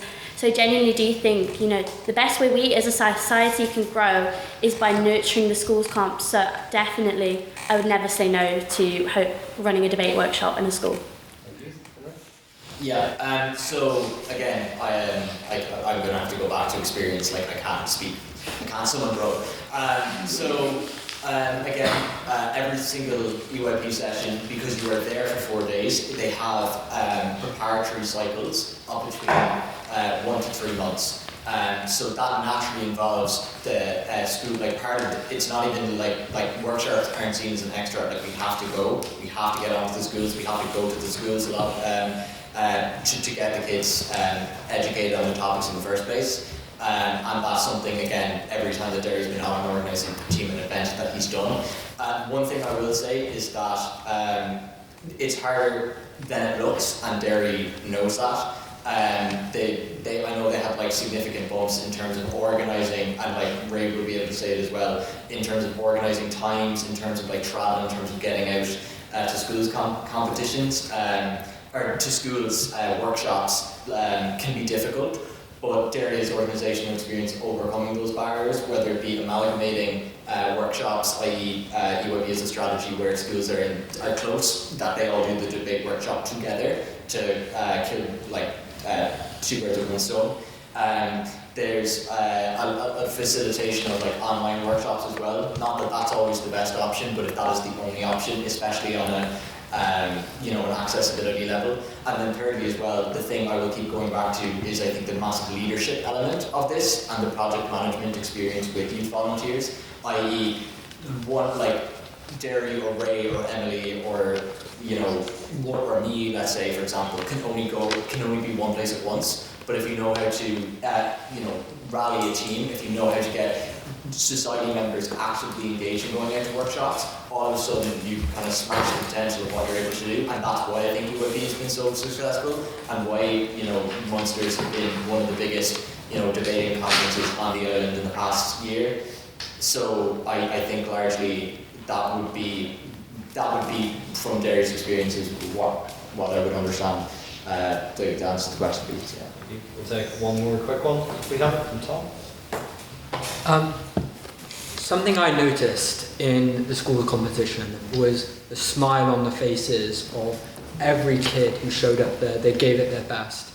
And the key, like, tipping point for me, not to make a PP term, the key tipping point for my, like, decision in this vote is, like, who's going to show up and actually, like, care about these kids? Like, who has, like, the biggest care and, like, smiling, friendly face for these kids who are being introduced to debating probably for their first time ever?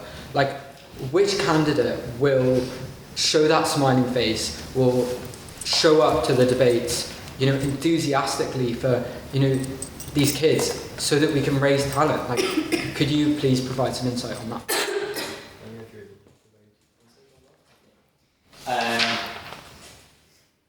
Derry has always pulled through. The reliance that I've formed under when I was in EYP, I'm actually going to talk about Honorary narcissist now, right? He made me, you know, so much better as a volunteer in terms of the consistency of being there and being there, you know, when it matters. I understand that that's not ironic now, but again, everyone is aware that it's a serious matter, so I don't think that deserves to be paid much heed. But I think in terms of passion, what always stood out, and I think what always, you know, like what Derry's ethos would be in terms of schools outreach, in terms of civic engagement, in terms of youth engagement, would again and again and again would be the reward in of itself of something new, right? So Derry never, there's different kind of ways to run schools events and UIP's events and things like that. Derry's strategy was always more, like their Munster statistically was much more like pluralistic in the schools it had, i.e. it had lots, small contingents from loads of schools rather than big contingents from a couple of schools. And the reward that Derry would take in seeing someone that maybe didn't fit the mold or fit the bill and having them come in and having them speak and be platformed and get involved was always something really important to him. Note that he pioneered the DESH school program outreach strategy in Munster. So DESH is like our version of schools that are like in disadvantaged areas. And is something that he was able to get funded so that they didn't have to pay. And that he was able to get engagement, i.e. that the kids actually showed up, because through no fault of their own, there's a lot of risk of kind of like disengagement and disaffection really. So again, I think that's what his experience would lend to. But I on a personal level have his passion and his discipline in that reward is unwavering and is something I would stake all of my integrity on. Thank you. Emily?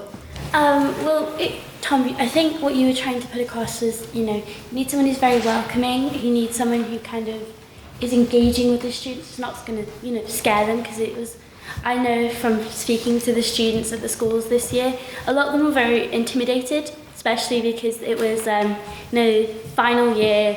You know, they may have been in robes. It was very important people, and they were like, oh my gosh, it was so scary.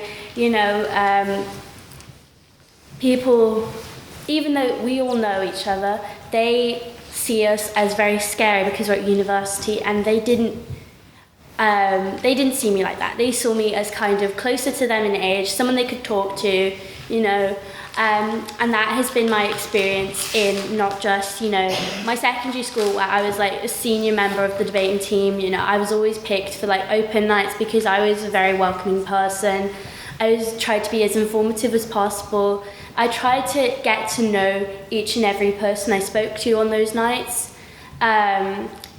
because I knew full well if I was trying to sell the school, if I was trying to sell Queen's, or, you know, try and get these children interested in the Litterific, I'd need to talk to them one-to-one on a personal level, and I've always been able to do that well. I am not very intimidating. I think I'm quite friendly.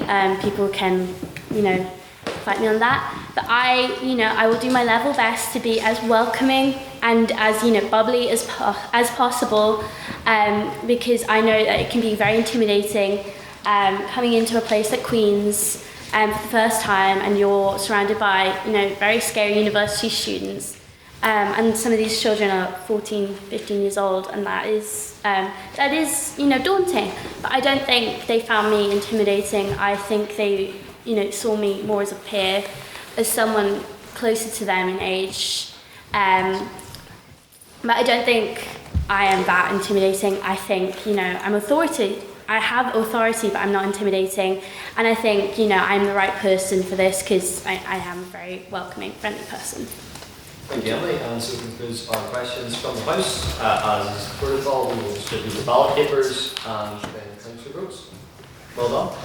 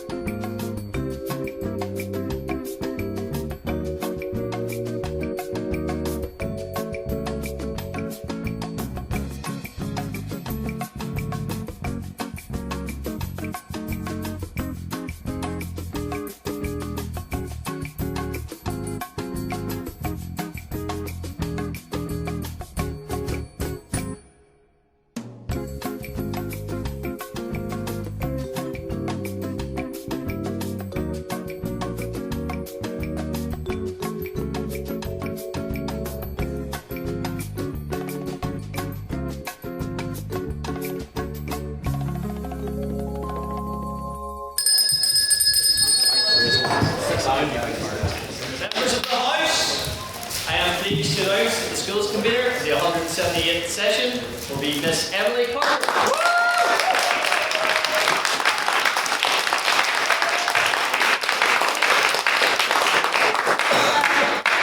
I'd just like to say something because obviously Derek couldn't be here. I'd just like to give Derek and Henry a lot of credit. Derek ran a really, really great campaign. I think we've been next in school's convener. Obviously, I'm delighted I won, but I'd just really like to give credit to Derek and Henry because they ran a really, really great campaign. So thank you all for voting for me.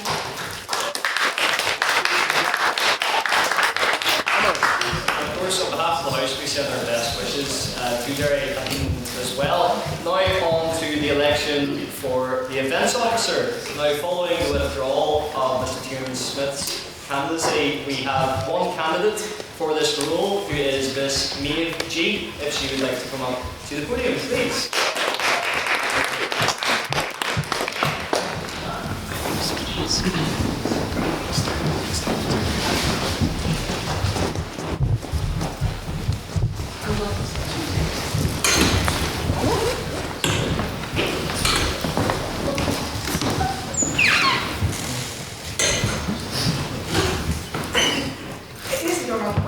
Than I thought it would, but hey, you know what? It's fine.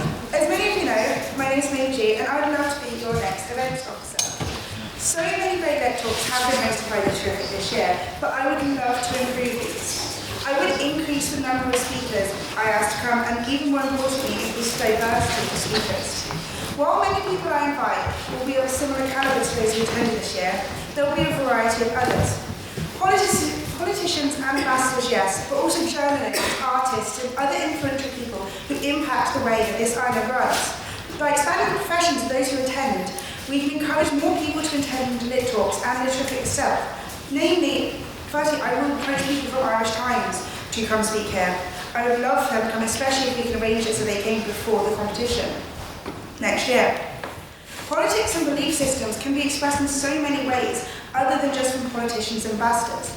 We need to expand our horizons in the way that we listen to how others express themselves, and a greater variety of lit talks would be the way. I believe in allowing all voices to be heard and all viewpoints to be represented, which is why I'd be happy to invite and listen to a variety of speakers from different backgrounds. This would further ensure an even mix of different viewpoints, which is critical to being a good debater. Furthermore, I would also introduce a permanent form to the link tree for anyone who attends Literafic to recommend to me a specific person they would like to try and invite, or just a company or a group that you'd love to hear a representative from, or even just a general genre of speakers. This would further ensure that the speakers invited would be a diverse representation that people actually want to listen to, ensuring the success of all of these lit talks. I'd also work with the chair of the Muriel subcommittee to to conduct some lit talks with a focus on women's rights and the current social issues. I've seen how beneficial the Muriel Subcommittee has been in this society, even with only 2 meetings. By bringing together and conducting Muriel Subcommittee lit talks, this can increase the interest and benefits of the subcommittee and lit talks. Additionally, I've also worked with the chairs of other societies, including QB Women, especially if we collaborate with the Muriel Subcommittee lit talks and QB Women, and also book club for people who want to express their opinions through writing instead of just politicians and ambassadors.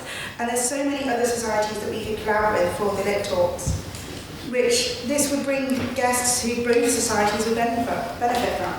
It would increase the number of people willing to come speak as well, as the audience will be larger, and it will make use of the connections that other societies also may have. It will also promote literary to the rest of the school for potential new members, and it will create and foster a positive opinion of literary to the rest of the school. I hope I've convinced you on why I'd make a great events officer. Thank you for listening.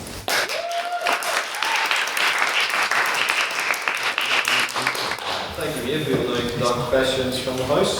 Yes, Matthew. We've had a very, very successful series of lit talks this year. We've platformed various people, including the ambassador to the West Bank. Would you, as events officer, commit to hosting the Israeli ambassador next year? I feel like that's a very politically charged person to invite, and yet potentially, but it would also have to take into consideration the impact of everybody else and how it would form the opinions of the rest of the school alongside that. So potentially, but that is if they were even to come at the same time. I would also be willing to host a couple of speakers at the same time that potentially have different contrasting viewpoints. Would be also quite interesting to do. But yes, potentially, if that was something that a lot of people would be interested in, but not if it would cause a detriment to the society itself. Thank you. Any other? PJ, yes? Yeah, would you take into a commitment of having more women and more POC members come and speak to the House?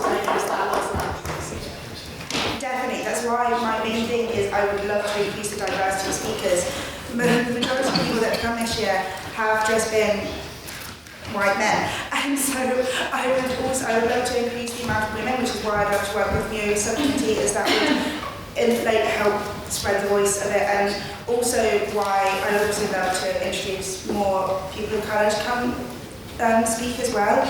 There is such a diversity of people there in so many different groups that should have their voices heard, which is what Lit Talk should be about, and it shouldn't just be from one specific demographic. Why are you focusing on the diversity of identity and the Directing Society as a being society, but shouldn't we be focused on the diversity of political opinion? Because I found that the diversity of I think it's good, sorry. It's late, my brain stopped working. The diversity of the actual speakers themselves usually brings with it a diversity of political opinions. And I'm not saying that two people that's really the same are speakers at all. But at the same time, people should feel like they can come and see themselves represented in the lit talks as well as their political opinions. And so while we would still have some of the same speakers, we would have people with other opinions. And if that, I'd also want more people to be represented on the stage instead of one specific demographic. Thank you. Do we have any other questions, Jack? Yeah, I think, first of all, thank you for your speech, Miv. I think you mentioned in your manifesto about obviously not necessarily growing up here, which is perfectly fine, but I want to fairly represent both sides of what we all know to exist in Northern Ireland. In fairness to James, he's done a stellar job of that. James and I wouldn't see eye to eye on community-based issues, but it is a challenge sometimes trying to get people to respond, and having, how should we say it, an internal lens sometimes into the Northern Irish politics or political base is very, very useful. Obviously, you might not have that, and that's not a disadvantage in any way, but what I want to ask, therefore, is how do you intend to try and tackle that? Because it's really not an easy beast to get around, and having, in fairness to James, who already has pre-existing navigation in there, to be okay, and Daniel from previous 2 years, but yes, how do you intend to tackle that? Well, since moving here, I have been, of course, learning more about the politics, but also many people on council do have that understanding of politics, and so they would help me with that. But also I think it would help the fact that I don't necessarily, while I would have insight because I would learn and I teach myself it, I don't have the upbringing and the intrinsic loyalty to one specific cause, which could mean that it would be easier for me to get people to come speak, because I'm not overly biased, because even unconscious biases can come through when you talk to people, which can sometimes discourage them to come speak, which won't necessarily appear in my speaking, I don't think. But if they have to have a really specific knowledge about something, I would approach somebody else who might have that knowledge about that, if that makes sense. And even further, that if there is a really specific person that people within a traffic really want to come speak, I would maybe talk to them about how they would want it to go about and see if they know a way of helping if I'm struggling, and it has been recommended to me a lot that for this one specific person I'm struggling, I would then reach out, I talk to my council, I find people to help, because at the end of the day, the council is a team and everything can do that. Thank you. Yes. Do you not think it's slightly unfair to say that they've just platformed white males, considering that the ambassador of the West Bank is obviously ethnically Palestinian and Mary McAleese is a self-professing feminist? I never said that there wasn't diversity issue, I just said there was a lack of it, given the fact that you said that was the only two people that weren't part of that same dynamic. And I think that, yes, there has been diversity issue, but I would love to increase it, and I would love to hear more voices, because I would increase the number of TikToks. There would be more people, so not only would there be there's talk of people that also do this year, there would be even greater diversity, because there would be more people. So we'd still have the same people, but it could be so much more as well. Just because there is so many people out there that I'm sure we can get to come talk if I dedicated my time to just getting in contact with them and promoting this traffic to them. And I'm sure that there are so many people out there that would love to have a captive audience. I mean, all of us love having a captive audience. We wouldn't do debate otherwise. That to have a captive audience just to listen to conversation. But like I was saying, I wouldn't just invite politician ambassadors. I'd invite people who express their political beliefs through art or through what they write, which would be fascinating to an even greater audience. Thank you. Yes, Al? To keep the question back for personal, do you think, how are you going to have top guests that are representative of more than just politics, and a good way to get people into society? The other universities have sports stars that have political attitudes and huge voices. There's also social media stars, actors, actresses, especially with Irish people. I know that Irish people doing so well with Oscars and stuff.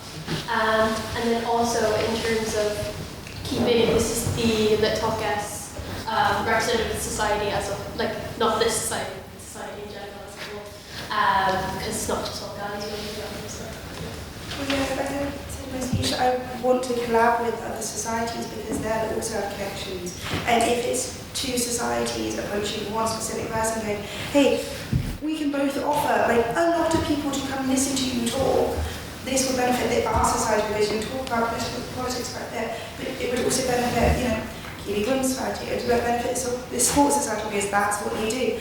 And we would be able to get more representative of society in general if we collabed with the other societies within the school. Thank you. And we'll take one final question from Tom. The events position is a position that's incredibly important to all members in the society. It allows us to reach out externally and understand people from all different kinds of professions, including journalists and politicians. Could you please describe how exactly number one you'll select the people that you want to come to the Literific. Number two, how will you convince them? How will you reach out? And number three, how will you organise the events so that the reputation of the Literific grows, so that more members, more speakers come and more members come, creating a feedback loop. So could you describe the full breadth of how your role as events officer will result in additional value to members and also this like university community? I think that I will be able to bring out a variety of people. I'm not able, because at the end of the day, there's always like news articles going around. There's always specifying specific people. But like I said, I'd love to get like things that Queen's is always kind of involved in, like Irish Times. We go, yeah, we go to your competition. We'd love for somebody to come visit and talk to us about the journalism that you do as well, because all we know really is that it's a newspaper thing at the minute. But also to find more people that is more representative. Like I said, I would create a permanent link on Linktree, similar to where Ella's form is for the weekly debates, where you can always recommend people if you feel like there is one really specific genre of people or group or like person that you would want to come see. And encourage them, like I said, many people do like a captive audience, but I also convince them, tell them exactly why it would be so great to have them. Especially, and I know that is why we can always get quite a few politicians to come speak, because they always like having a lot of people there. But at the end of the day, there is a lot of professions out there that do know that they need the interest of the general public, and the best way to get the general public's interest is by speaking to them when they're our age and willing to listen and less set in their ways. I think that was the questions about. Thank you, Ian. And so concludes our questions from the House. So now again, we will distribute you with your ballot papers. You have the option to Ms. Maeve or Ron. I will note that Chairman Smith's name remains on the ballot. Any votes cast for him will be counted as spoiled. There we go.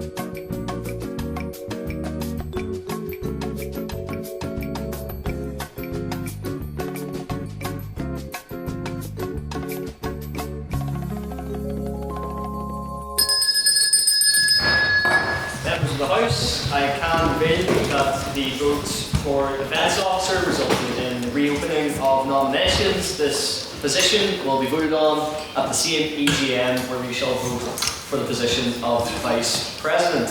Which brings me on to the last voted position on Council, which is the Social Officer. There are two candidates for this, and I'd like to invite in alphabetical order Miss Maeve G to the podium to provide her manifesto first.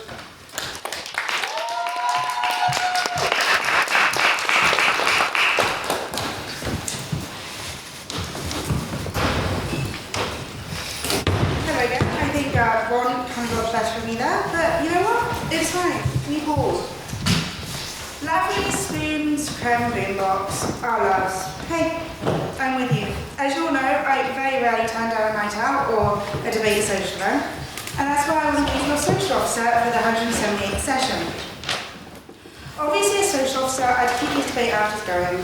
Everyone loves them, myself included. But I also have other big plans that I'd adore to take place as well. If I'm a social officer, I would increase the frequency of social events and fundraising events. The budget at the beginning of the year will be bigger, with an obvious goal and potentially mini debates to fully showcase all of what Literafic is, to encourage more members to join, participate from early in the year, and get to know the current members of the debate in a not-so-serious space as the normal chamber room. Alongside having drunk debates and karaoke and quiz, I would introduce new events, like an actual bingo night, not just the online one. And sober events. Now, I know, the joke as fun. A lot of us do enjoy a few drinks, and myself very much included. But there's some members who don't drink, and ultimately every event so far this year has included alcohol. And yeah, like I said, I do drink, but I would have appreciated a social or two without alcohol as the focus. This is why I would introduce some other events. For example, caffeinated debates, which would take place in a coffee shop and continue the spirited debates of whether something is coffee or not, like is debated about in private members' visits constantly. Light-hearted, funny debates, obviously, with a similar theme of drunk debates, just without the alcohol. Furthermore, I'd also love to run events at weekends. Many English-Lithic members are in Belfast at weekends, and personally, the weekends are sometimes a bit of a bore, especially when the entire week is filled with English-Lithic events. Obviously, most events will still run in the week, so as many members can attend as possible. However, by introducing weekend events, this could expand the variety of attendees and encourage a closer society. I'd also love to introduce change to other events around, and of course I'd also always be open to suggestions for socials that any of you wanted to run, which would have a special form that can be filled out with suggestions. It also include a way to suggest different charities to fundraise for, so we can help even more people and groups in need instead of one specific one. The socials are great crack for everyone, and so everyone should be able to have a say. Here's to keeping the public system after the same in Lavery's and improving upon the other events so that we can all keep on having a good time. Vote me for social officer.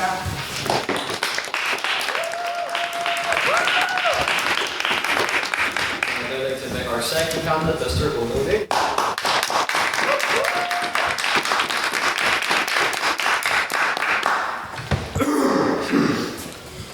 Mr. President, members of the 177th Council, members-elect of the 178th Council, and members of the society.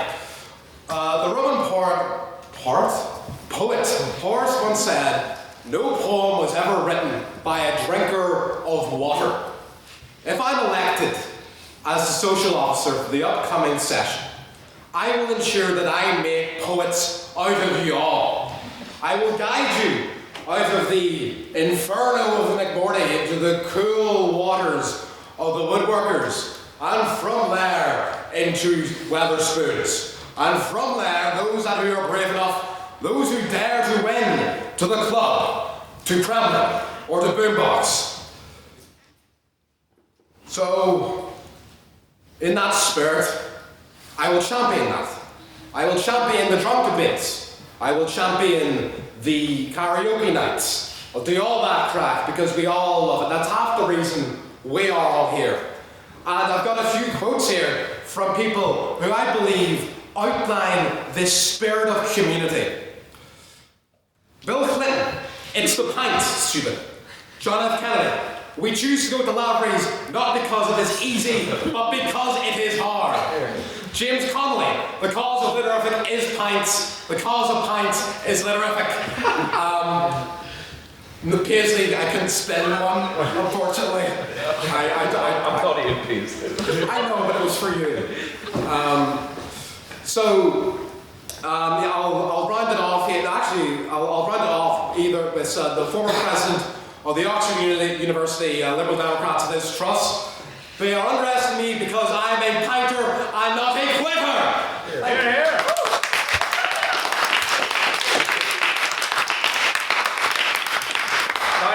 Down a pint.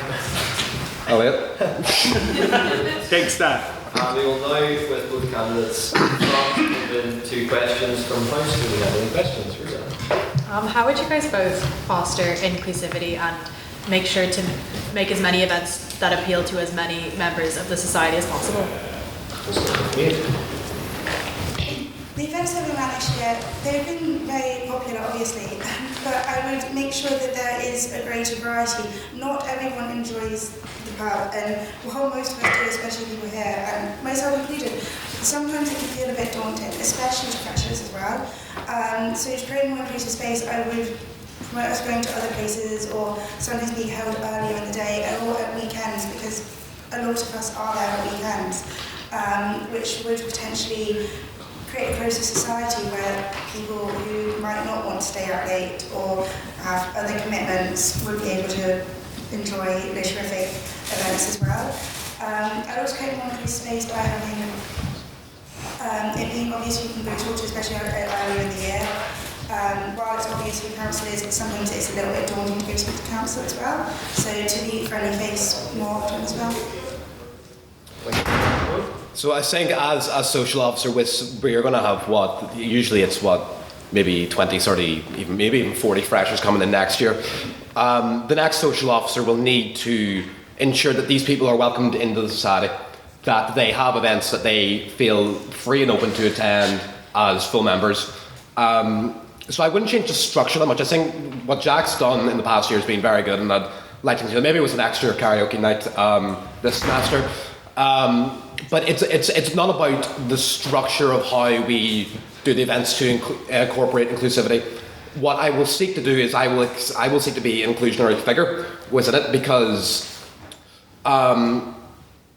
the best events that the society can hold is the ones that encapsulate the most people. And at the end of the day, it is fitting in with the theme of Literific. It is the Thursdays out in Lavery's. It is drunk debates. It is playing a spoof on the character of the organisation of the Literific in a way, kind of. So my focus on promoting inclusivity is to be an inclusive social officer for the incoming freshers and for you all here today. Thank you. Do you have any other questions? EJ, yes? Yeah. Sorry. There is a rise of people that don't drink alcohol either by choice, by creed. And university especially can kind of be a space where people feel excluded because they might not partake in drinking, they may not enjoy the club. What would you do to help include these people, because it is a growing fraction? Like, what would you seek to do to include these people within our events and not make them feel excluded, especially by university, which has such a drinking culture that they might not really have a space to go to yet where they can find friends? How would you provide that space?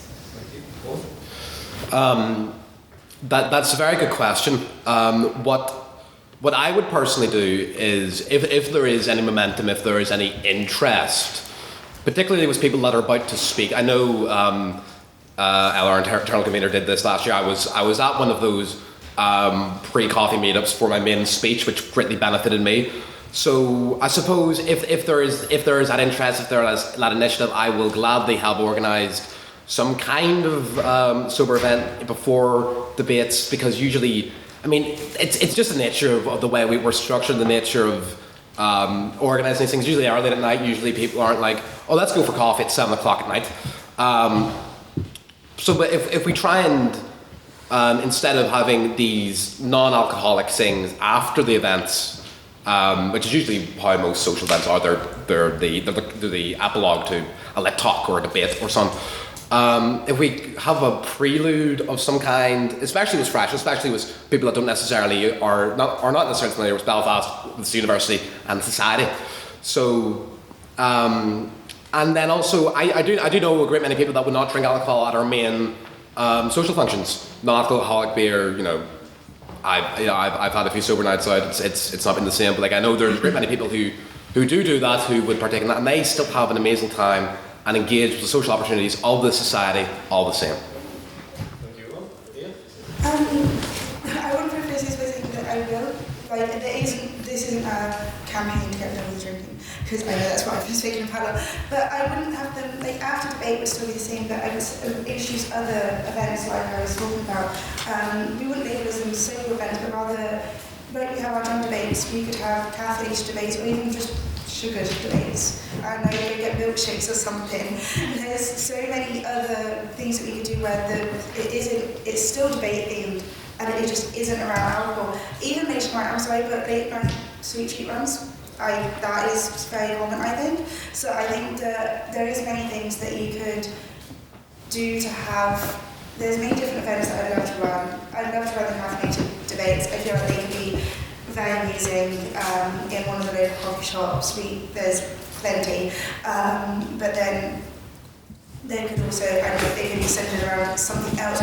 There's so many different variety of places that we could go instead of just the pubs constantly, because it can also get very samey at the same time. And by having greater diversity of these events, we could have a greater diversity of people joining us.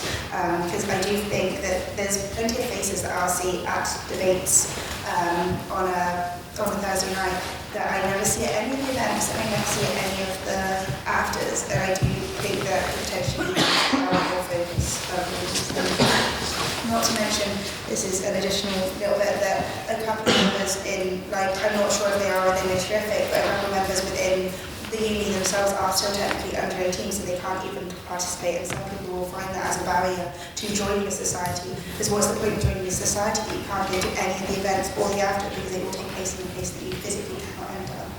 Thank you. Yes, Jack? Perhaps slightly less serious, but if either of you are to be elected, will you commit wholeheartedly right now before the House that when you facilitate the great quiz, you will compel the return of Daniel Devaney as our quizmaster, irrelevant to whether he consents or not? Will you ensure that that is facilitated for a third and hopefully many, many more years to come?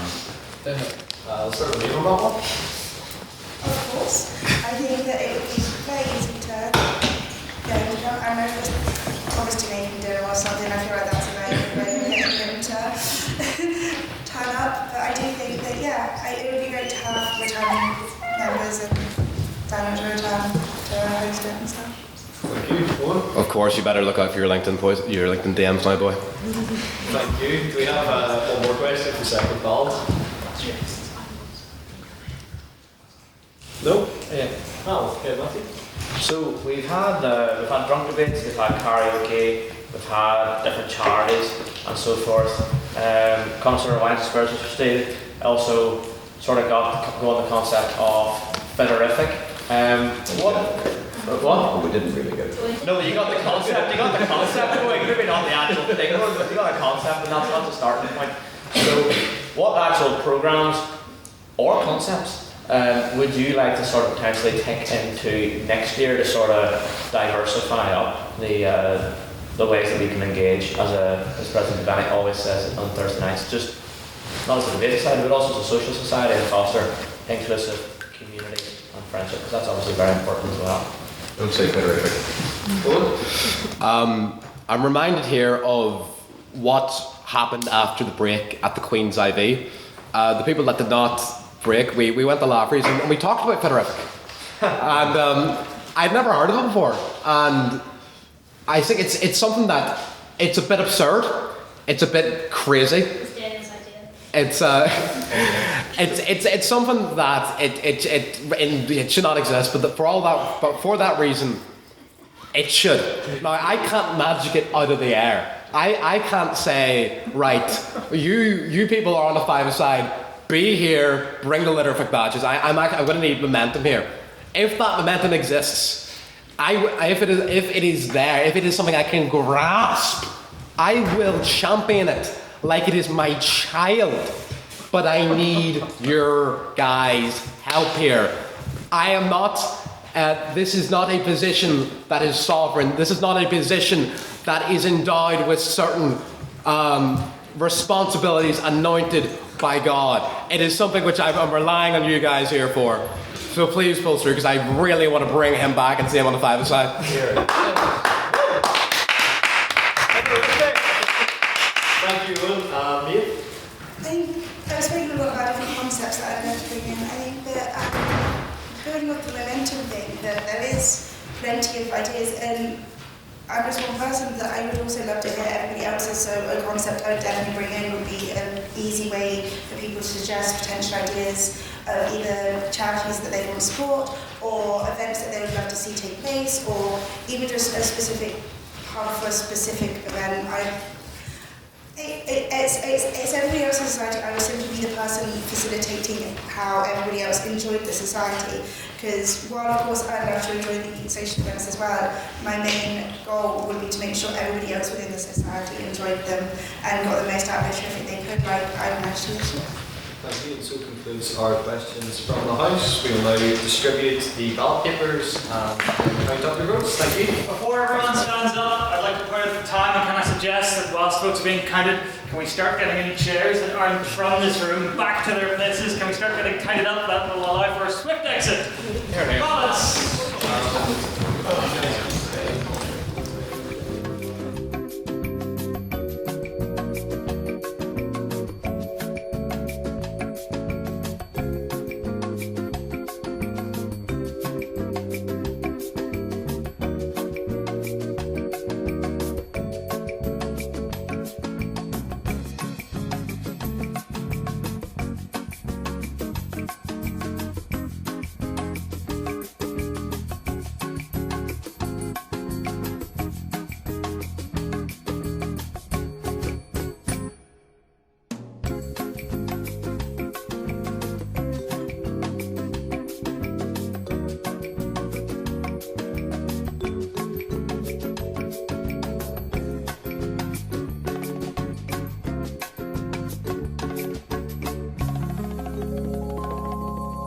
Hello, Secretary of the Trust Calvin Black here. Just a quick note, unfortunately the recording device died during the count of the votes for Social Officer, but I can confirm that the election was won by Mr. Owen O'Neill. He then made some very pleasant remarks, and then President-elect Beth Lynham was invited to make the customary closing motion. Thank you.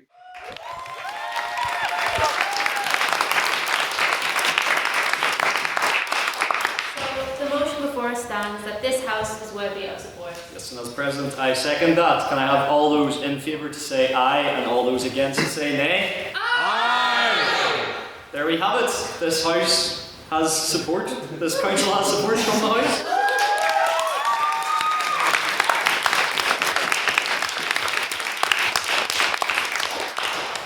Madam President-elect, would you like to say a few words to close? Yes.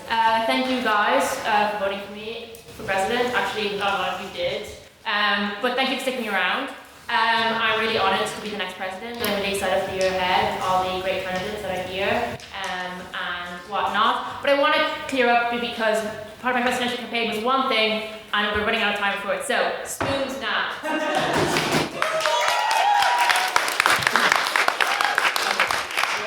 Council to stay behind and sit up quickly. Which all one? those who are nominated to come to the front, and I will see the rest of you later on Thursday. Sports yeah.